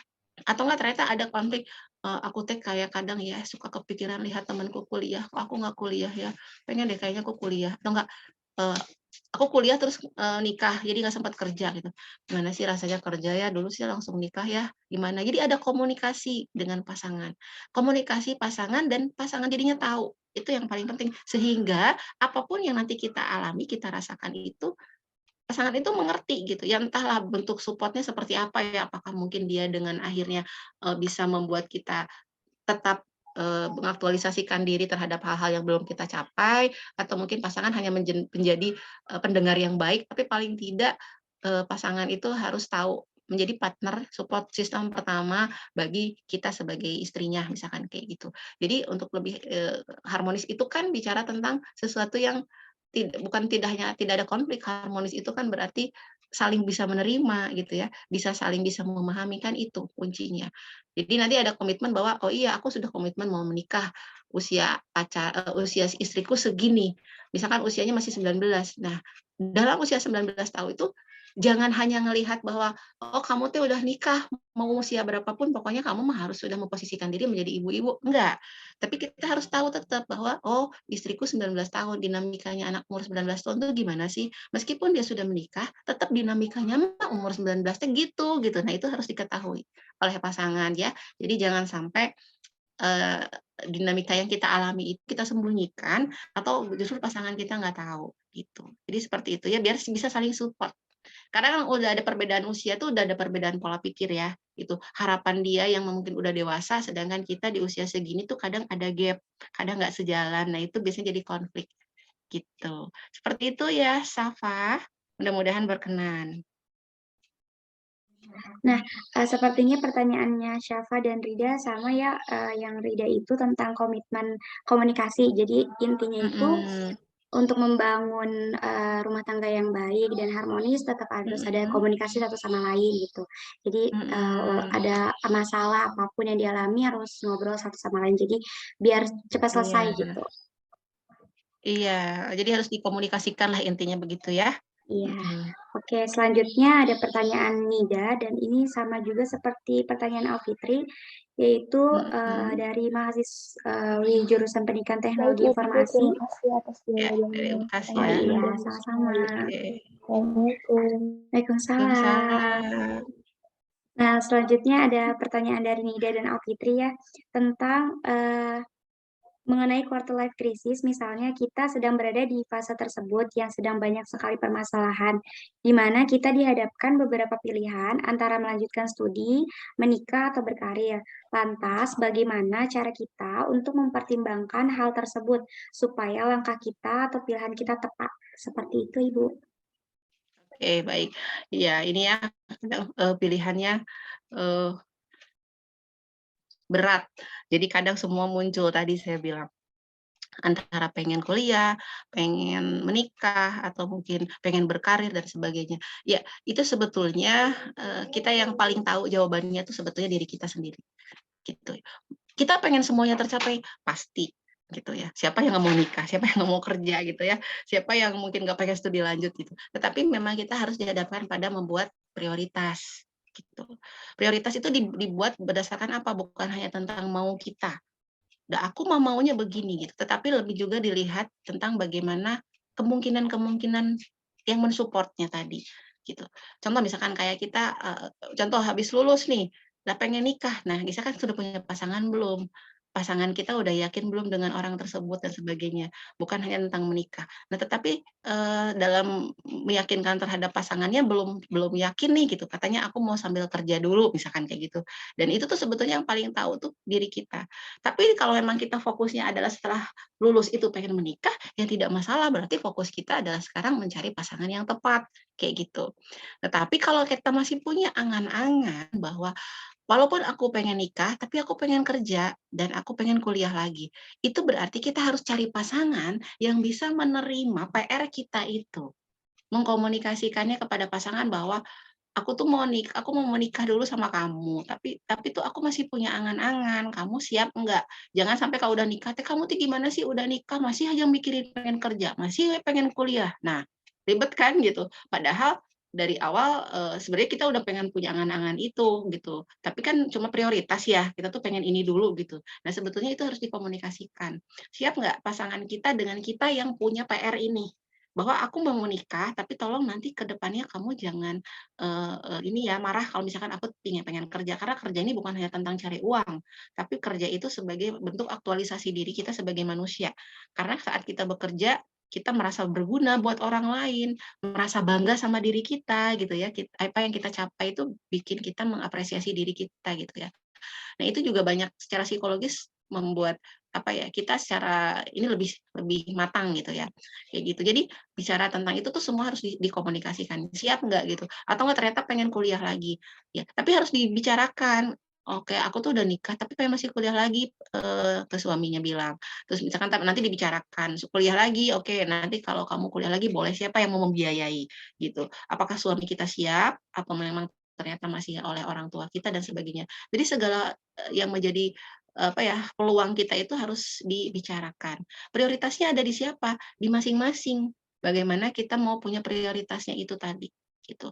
Kalau ternyata belum siap menikah, tapi pengen masih kerja, jangan dipaksakan. Oke, kerja dulu, berkarir dulu. Jadi jangan sampai nanti kita udah menikah, kan menikah itu pasti urutannya dihadapkan nanti pada cepat atau lambat kita punya anak. Nah, ternyata kebablasan, keburu punya anak, belum berkarir. Nah, kita kan kayak punya PR yang berat gitu ya, sampai nanti akhirnya, dalam proses kita pengasuhan, malah kita juga terbagi, terpecah menjadi orang yang sedang mengejar karir, dan akhirnya pengasuhan anak terabaikan gitu. Nah, itu juga kadang muncul dari ketidakpuasan kita sebelumnya. Jadi kalau memang kita belum siap menikah, jangan dipaksakan. Kalau kita masih punya target untuk mengejar karir, ya silahkan bekerja dulu, istilahnya berkarir dulu sampai kamu merasa kayak udah puas nih, ah udahlah gitu, kayaknya aku udah kerja, udah mau apa lagi, udahlah nikah gitu. Dan itu kembali ke masing-masing individu, mau punya prioritasnya apa dulu. Tetapi jangan lupa kalau tadi prioritasnya adalah yang pertama menikah, tapi masih punya prioritas ke satu dan kedua, itu komunikasikan dengan calon pasangannya ya, gitu. Jadi supaya jangan kaget nanti teh, jadi ada istilah, "Ari didinya cenah pan geus ibu-ibu cenah, hayeul weh hayang kuliah deui," gitu. Nah, ya kan suaminya teh kadang, ya gitu, kita teh punya PR ya, antara kecewa tapi gimana, nah itu jangan sampai seperti itu ya. Jadi intinya mah komunikasi dalam pernikahan itu penting, seterbuka mungkin dan, kalau bisa tidak boleh ada namanya saling menghakimi, yang wajar kalau masing-masing masih punya suami kita punya angan-angan, ya kita dengarkan juga. Kan itu ya di awal tuh, jadi menyamakan persepsi, menyamakan tujuan dalam pernikahan itu penting di awal. Oke, seperti itu ya. Siapa tadi? Ada dari Ai Fitri sama siapa ya? Sama ya? Sama Sama Nida. dari Nida gitu Iya. ya intinya. Ya kita kan Eh, semua pasti masuk ke fase itu ya, menikah, siapa yang nggak mau menikah gitu. iya. Oke, semoga mudah-mudahan berkenan ya. Ya, bagaimana dengan Nida dan Alfitri? Apakah sudah terjawab atau ada yang ingin ditanyakan kembali?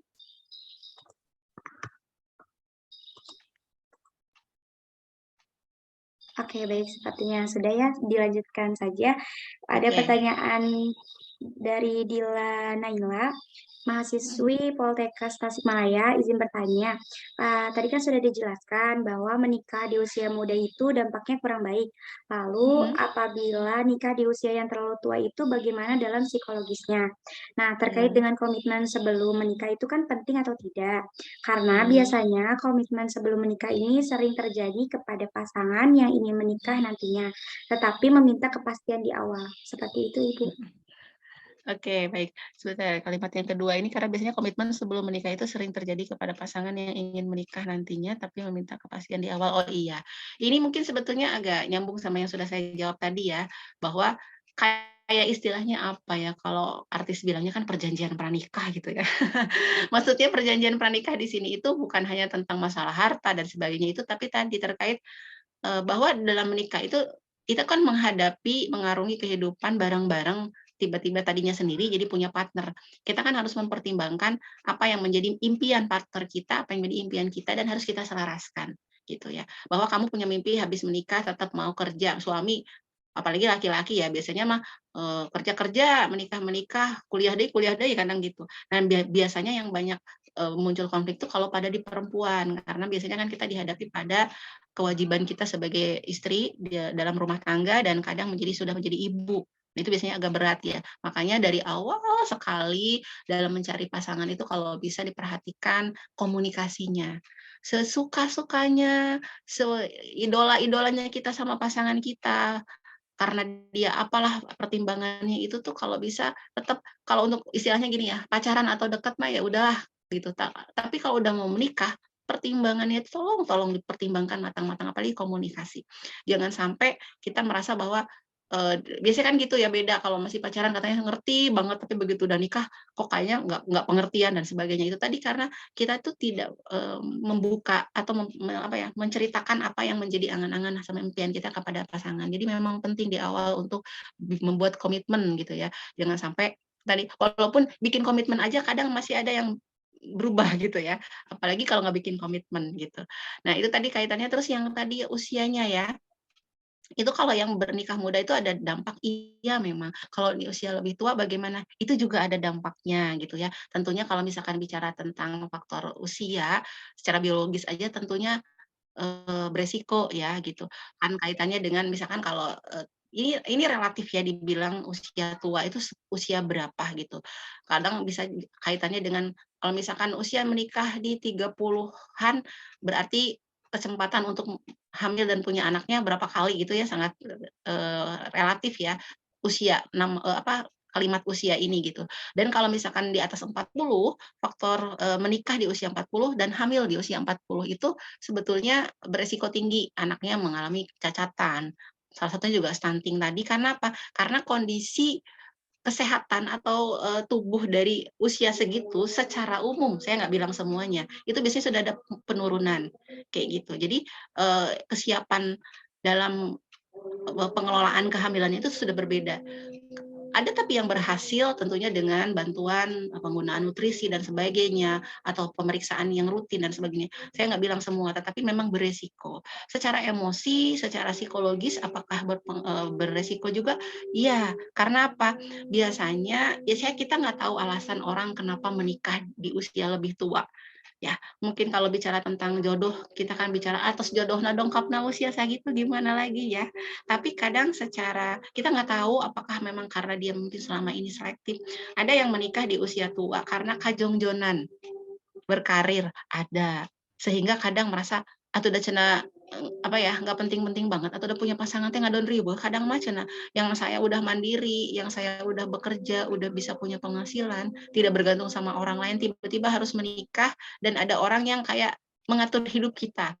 Kadang ada yang nggak siap seperti itu, gitu. Sehingga secara emosi kadang menikah itu sebagai sesuatu yang udah kumaha deui da ibadah cenah harus menikah untuk melangsungkan keturunan. Nah, gitu. Jadi secara psikologis nanti akan berpengaruh tuh ke pola komunikasi dengan pasangannya.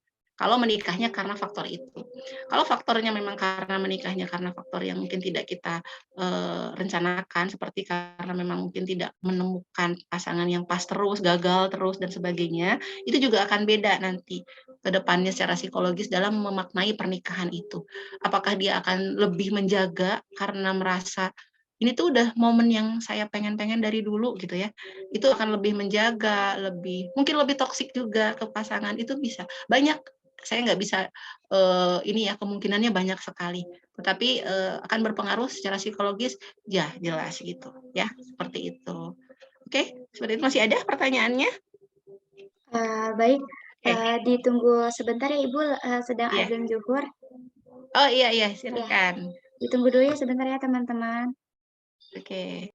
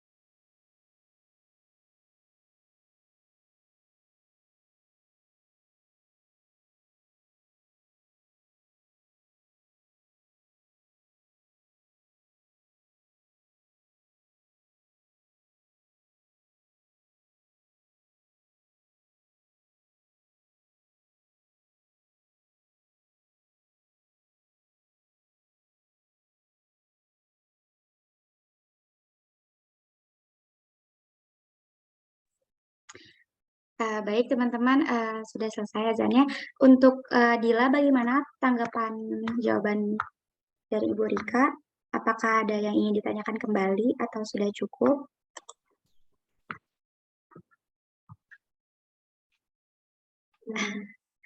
Sepertinya sudah cukup ya. Oh ya, untuk teman-teman, jika ada yang ingin bertanya masih bisa untuk satu slot kembali. Langsung saja kalau yang ingin bertanya untuk on mic atau raise hand.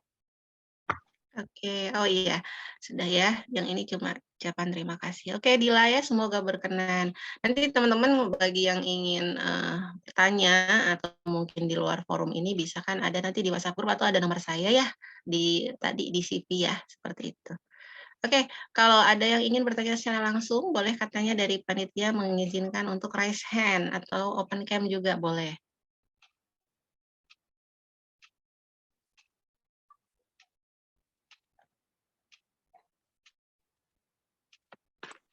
Sambil menunggu pertanyaan gitu ya teman-teman. Jadi sudah Hmm, kebayang gitu ya bagaimana persiapan tentang nikah muda, terus tuh bagaimana baik. menghadapi quarter life crisis gitu kan. Jadi ternyata tuh masa quarter life crisis itu bukan masa-masa yang terburuk, tetapi kita bisa menghadapi untuk lebih baik ke depannya gitu. Jadi kita bisa lebih baik, lebih dewasa untuk menghadapi semua hal yang terjadi dalam hidup kita gitu. Jadi persiapannya pun untuk nikah nikah itu bukan hal yang negatif, tetapi yang positif. Namun alangkah baiknya kita perlu siap dari materi ataupun non materi seperti Ibu Rika yang sampaikan gitu, teman-teman. Apakah ada yang ingin sharing atau ada yang bercerita tentang pengalaman pribadi? Boleh, teman-teman.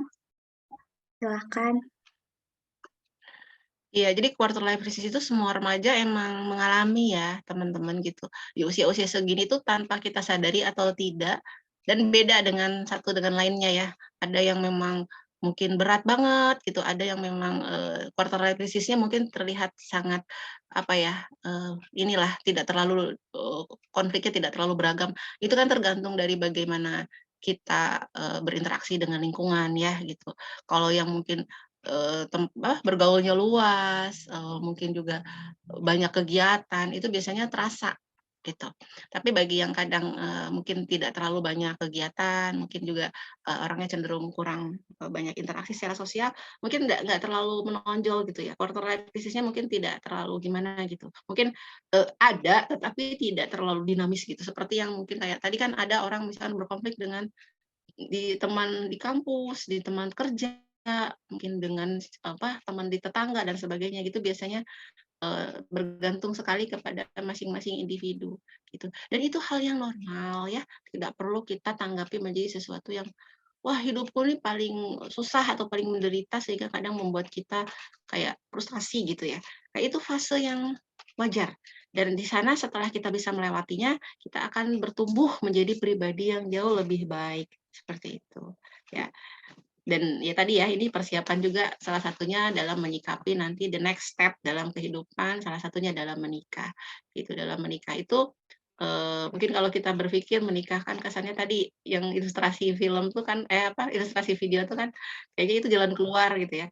Padahal, mungkin kita akan berhadapan pada situasi konflik yang lebih kompleks dalam pernikahan, gitu ya. Yang mungkin sebelumnya tidak pernah kita bayangkan dan sebelumnya belum pernah kita alami. Bukan nyingsieunan ya, bukan menakut-nakuti, tapi, maksud saya itu bahwa, kita tuh harus dalam persiapan pernikahan itu justru mempersiapkan mental tuh jauh lebih penting gitu. Karena yang akan diuji itu sana, kayak misalkan kita pasangan, maaf nih, ternyata pasangan di PHK, pasangan kita tidak bekerja. Kita akan menyikapi itu beda-beda. Ada yang mungkin langsung merasa kayak, "Ah, ngapain menikah sama orang nggak kerja?" Ada yang mungkin justru pasangannya merasa, "Oh, ya udah mungkin memang belum belum ada rezeki lagi, ya nggak apa-apa, kita bareng-bareng aja," gitu.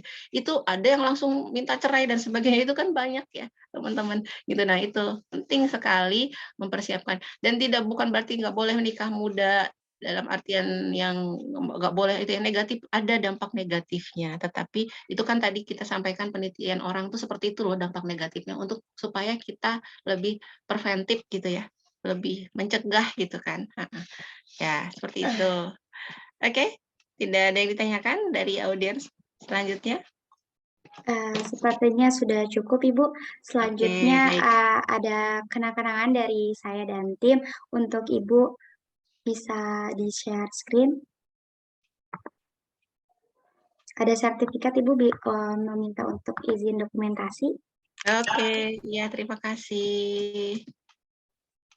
Oke, alhamdulillah acaranya sudah selesai ya teman-teman. Dari tadi mulai materi, terus ilustrasi video, serta tanggapan-tanggapan mengenai tentang quarter life crisis maupun tentang pranikah.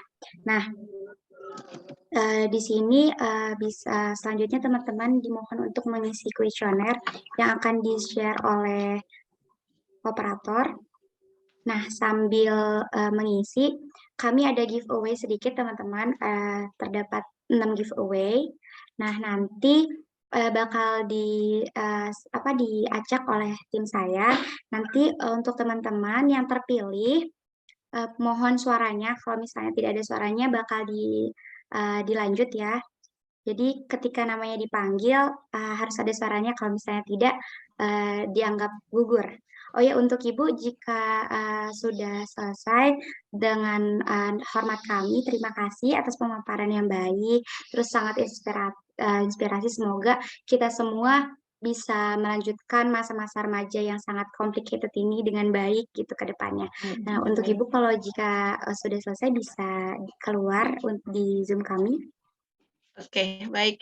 Sebelumnya saya ucapkan terima kasih ya semuanya untuk peserta, untuk panitia juga yang luar biasa, dan untuk temanya yang hari ini, sangat luar biasa sekali. Saya ucapkan terima kasih, dan saya juga mohon maaf jika selama penyampaian dan dalam sesi tanya jawab tadi ada hal-hal yang kurang berkenan. Ya, semoga sukses untuk semuanya dalam studinya, karirnya, maupun dalam, jodohnya gitu ya.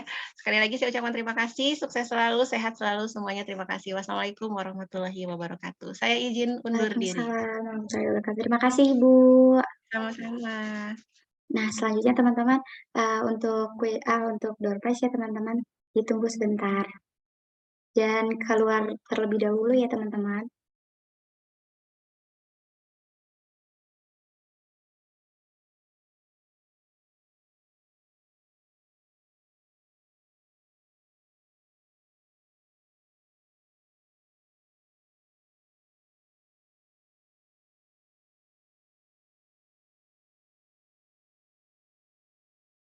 Sambil menunggu giveaway, teman-teman bisa mengisi link yang sudah tertera di kolom chat Zoom.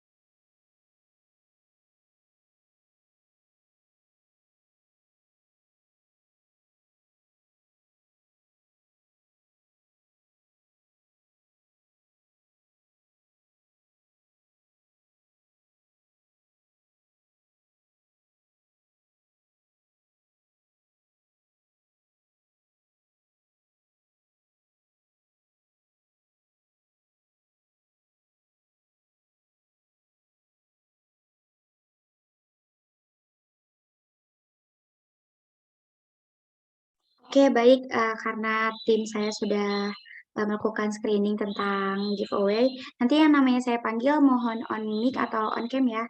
Kalau misalnya tidak ada suara atau tidak ada gambar, dianggap gugur ya teman-teman.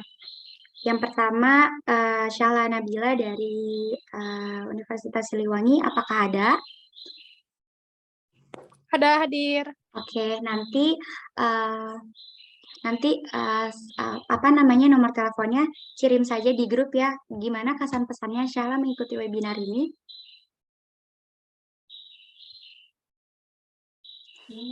Baik, izin on mic ya. Kesan dan pesan saya mengikuti webinar ini ya cukup memberikan gambaran ya pada saya, terutama dalam hal menghadapi quarter life crisis, yang dimana di sini juga saya mengetahui gitu ya, ternyata quarter life crisis ini itu bisa dihadapi jika kita bisa menghadapinya dengan tenang gitu ya dan logis gitu. Nah, dan di sini saya juga sangat terbantu akan adanya pemateri yang telah disediakan di webinar ini. Karena dengan adanya pemateri sekaligus ini pematerinya kan psikolog ya, jadi dapat membimbing dan mengajarkan banyak hal gitu ya, yang sebelumnya saya tidak tahu menjadi tahu gitu dalam webinar ini. Dan menurut saya ini sangat berkesan dan ini juga pengalaman pertama saya dalam mengikuti webinar gitu ya, terutama dalam hal parenting gitu, quarter life crisis dan apa sih memilih pasangan yang baik nanti untuk kedepannya gitu. Menurut saya seperti itu. Terima kasih pemateri dan sekaligus panitia webinar. Acaranya sangat sukses dan memberikan kesan dan pesan yang sangat positif untuk saya. Terima kasih. Ya, terima kasih untuk Syahla. Nanti untuk nomor telepon bisa ditulis di itu ya, di grup. Selanjutnya dari Syafa Nurul Syawali Azura, apakah ada di room meeting? Ada, izin jawab, ada. Oke, baik. Bagaimana Syafa kesan dan pesannya? Kalau untuk saya,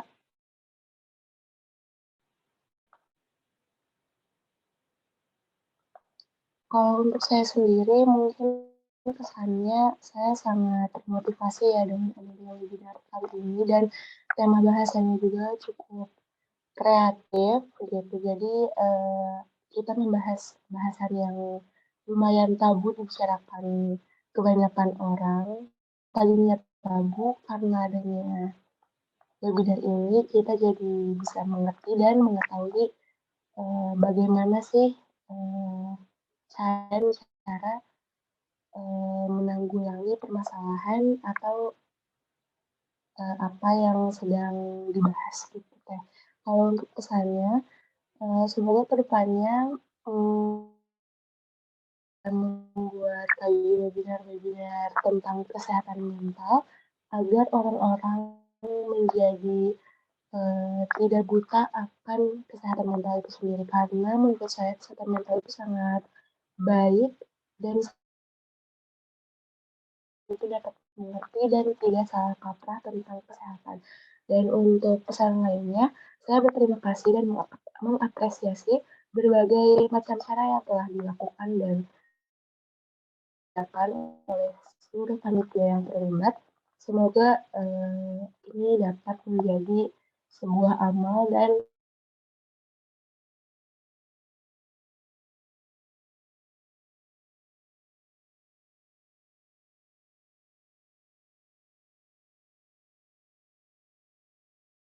Bagaimana dengan...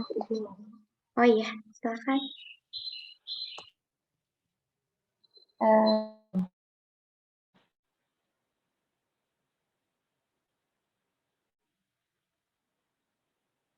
Udah atau belum ya, Teh? Iya, udah selesai memaparkan kesan dan pesannya. Ya, baik, sudah. Terima kasih ya, Teh. Oke, terima kasih. Untuk siapa nanti nomor teleponnya ditulis saja ya di grup ya. Selanjutnya di sini ada dari Nida Nur Hanifah, apakah ada di room meeting?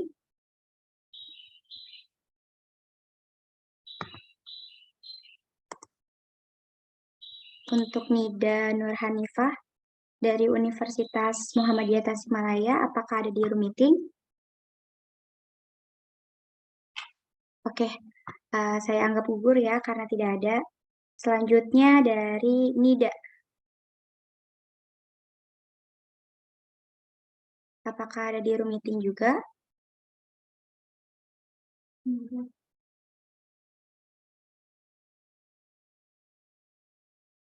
Tidak ada. Oke, saya anggap gugur juga ya. Selanjutnya Ai Fitri, apakah ada di room meeting? Hadir, Kak. Oke, silakan bagaimana kesan dan pesan mengikuti webinar kali ini?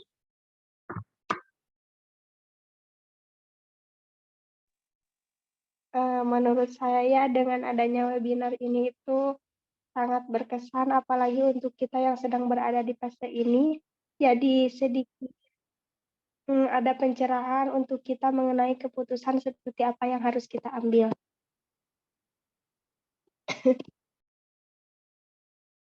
Kalau untuk pesannya ya mungkin semoga kita bisa ke depannya bisa apa ya,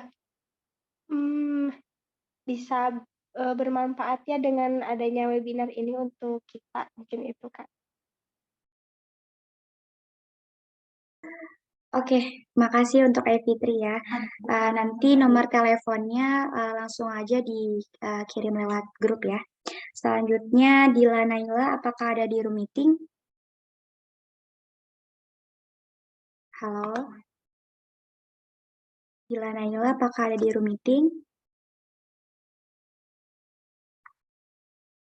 Sepertinya tidak ada ya, saya anggap gugur. Di sini Ada Teh. Oh, ada. Ya, bagaimana tanggapannya tentang kesan dan pesan mengikuti webinar kali ini?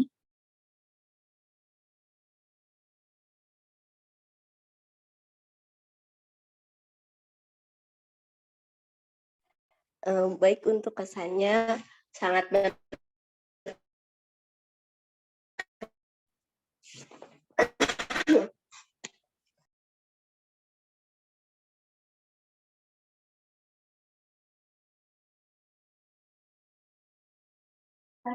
Bagaimana, Dila? Oh ya, silakan dilanjut. Ya Teh, Dilanjut. ya untuk pesannya mungkin kedepannya bisa buat lagi webinar-webinar seperti ini.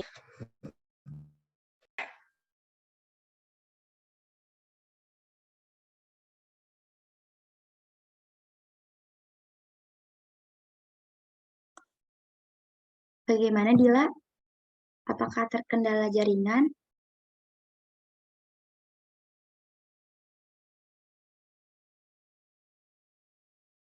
Halo? Oke, baik. Sepertinya saya anggap gugur saja ya karena tidak ada responnya dan suaranya mungkin terkendala. Kita ganti ke Dinia Gina. Bisa on mic. Apakah ada Dinia Gina?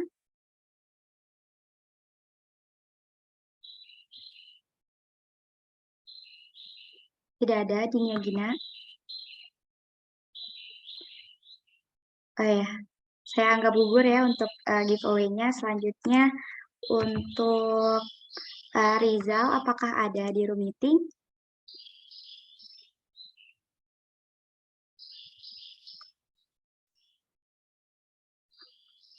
Halo?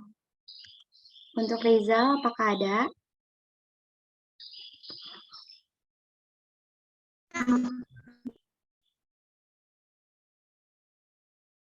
Untuk Rizal sepertinya tidak ada ya, saya anggap gugur. Selanjutnya Septiani Putri, apakah ada di room meeting?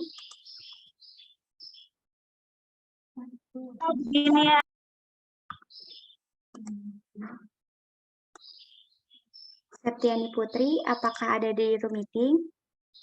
Ada Teh. Iya, boleh berikan kesan dan pesannya.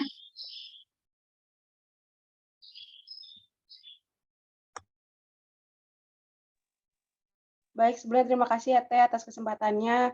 Kalau dari saya sendiri, kesannya tentunya webinar ini sangat bermanfaat ya Teh, terutama kan untuk di mahasiswa seperti saat ini yang sedang menghadapi life crisis ini dan juga banyak godaan-godaan untuk nikah muda ya Teh. Tentunya kalau misalnya nggak ada arahan pasti bingung menghadapinya, apakah langsung aja, apakah gimana gitu kan Teh di era-era seperti ini. Terus tentunya juga kan dapat materi secara langsung dari pemateri yang telah memiliki banyak pengetahuan, pengalaman-pengalaman yang tentunya juga membuat saya menjadi memiliki pengetahuan yang lebih, terutama kan tadi juga dijelasin ada dampak dari yang kalau kita nggak mempersiapkan diri kita jika kita nikah muda gini. Terus untuk pesan-pesan kedepannya ya Teh, webinar ini sudah bagus, mungkin untuk kedepannya bisa lebih ditingkatkan lagi dan tentunya saya berharap juga mungkin ada lagi webinar-webinar yang mengangkat judul-judul seperti ini yang sangat relevan di tengah-tengah mahasiswa muda Teh. Mungkin itu saja Teh, saya kembalikan. Terima kasih. Terima kasih. Nanti untuk Septiani bisa mengirim nomor telepon ya di grup. Selanjutnya Fepi Fauzia, apakah ada di room meeting?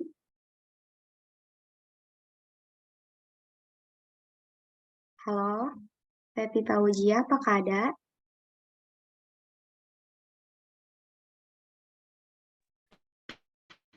Ada. Oh ya, baik. Bisa memberikan kesan dan pesan untuk webinar ini?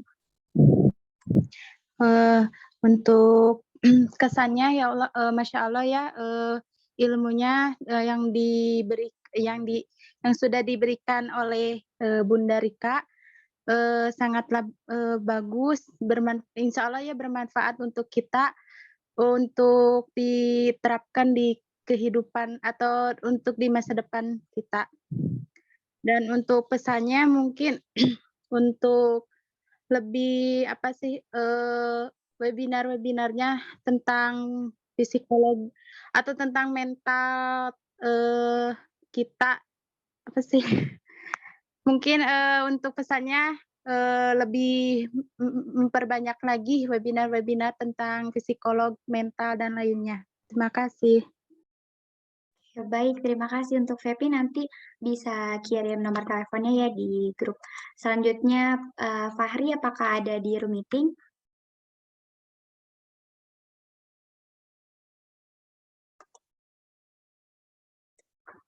Halo, Fahri, apakah ada di room meeting?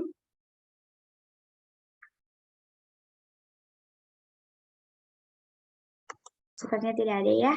Saya anggap gugur saja. Di sini saya ingin Rike Rachmawati, apakah ada di room meeting? Ada Teh. Oke, boleh silakan beri kesan dan pesannya untuk webinar kali ini. Untuk kesannya sangat termotivasi dan sangat menambah wawasan juga. Untuk pesannya semoga lebih baik lagi dan hadir lagi webinar-webinar selanjutnya. Terima kasih Teh. Oke, terima kasih. Untuk nanti langsung saja yang memenangkan giveaway bisa kirim nomor telepon atau nama Shopee Pay-nya nanti saya akan kirimkan. Terima kasih semuanya. Alhamdulillahirrahmanirrahim. Untuk webinar kali ini sudah selesai. Nanti teman-teman sertifikat akan dikirim melalui grup sesuai nama. Nanti kalau misalnya ada kesalahan nama bisa dituliskan saja di grup. Nanti bakal dibeneri oleh operator kami. Terima kasih dan sampai jumpa. Wassalamualaikum warahmatullahi wabarakatuh. Terima kasih teman-teman. Waalaikumsalam. Terima kasih. Ya, sama-sama. Boleh, Liv?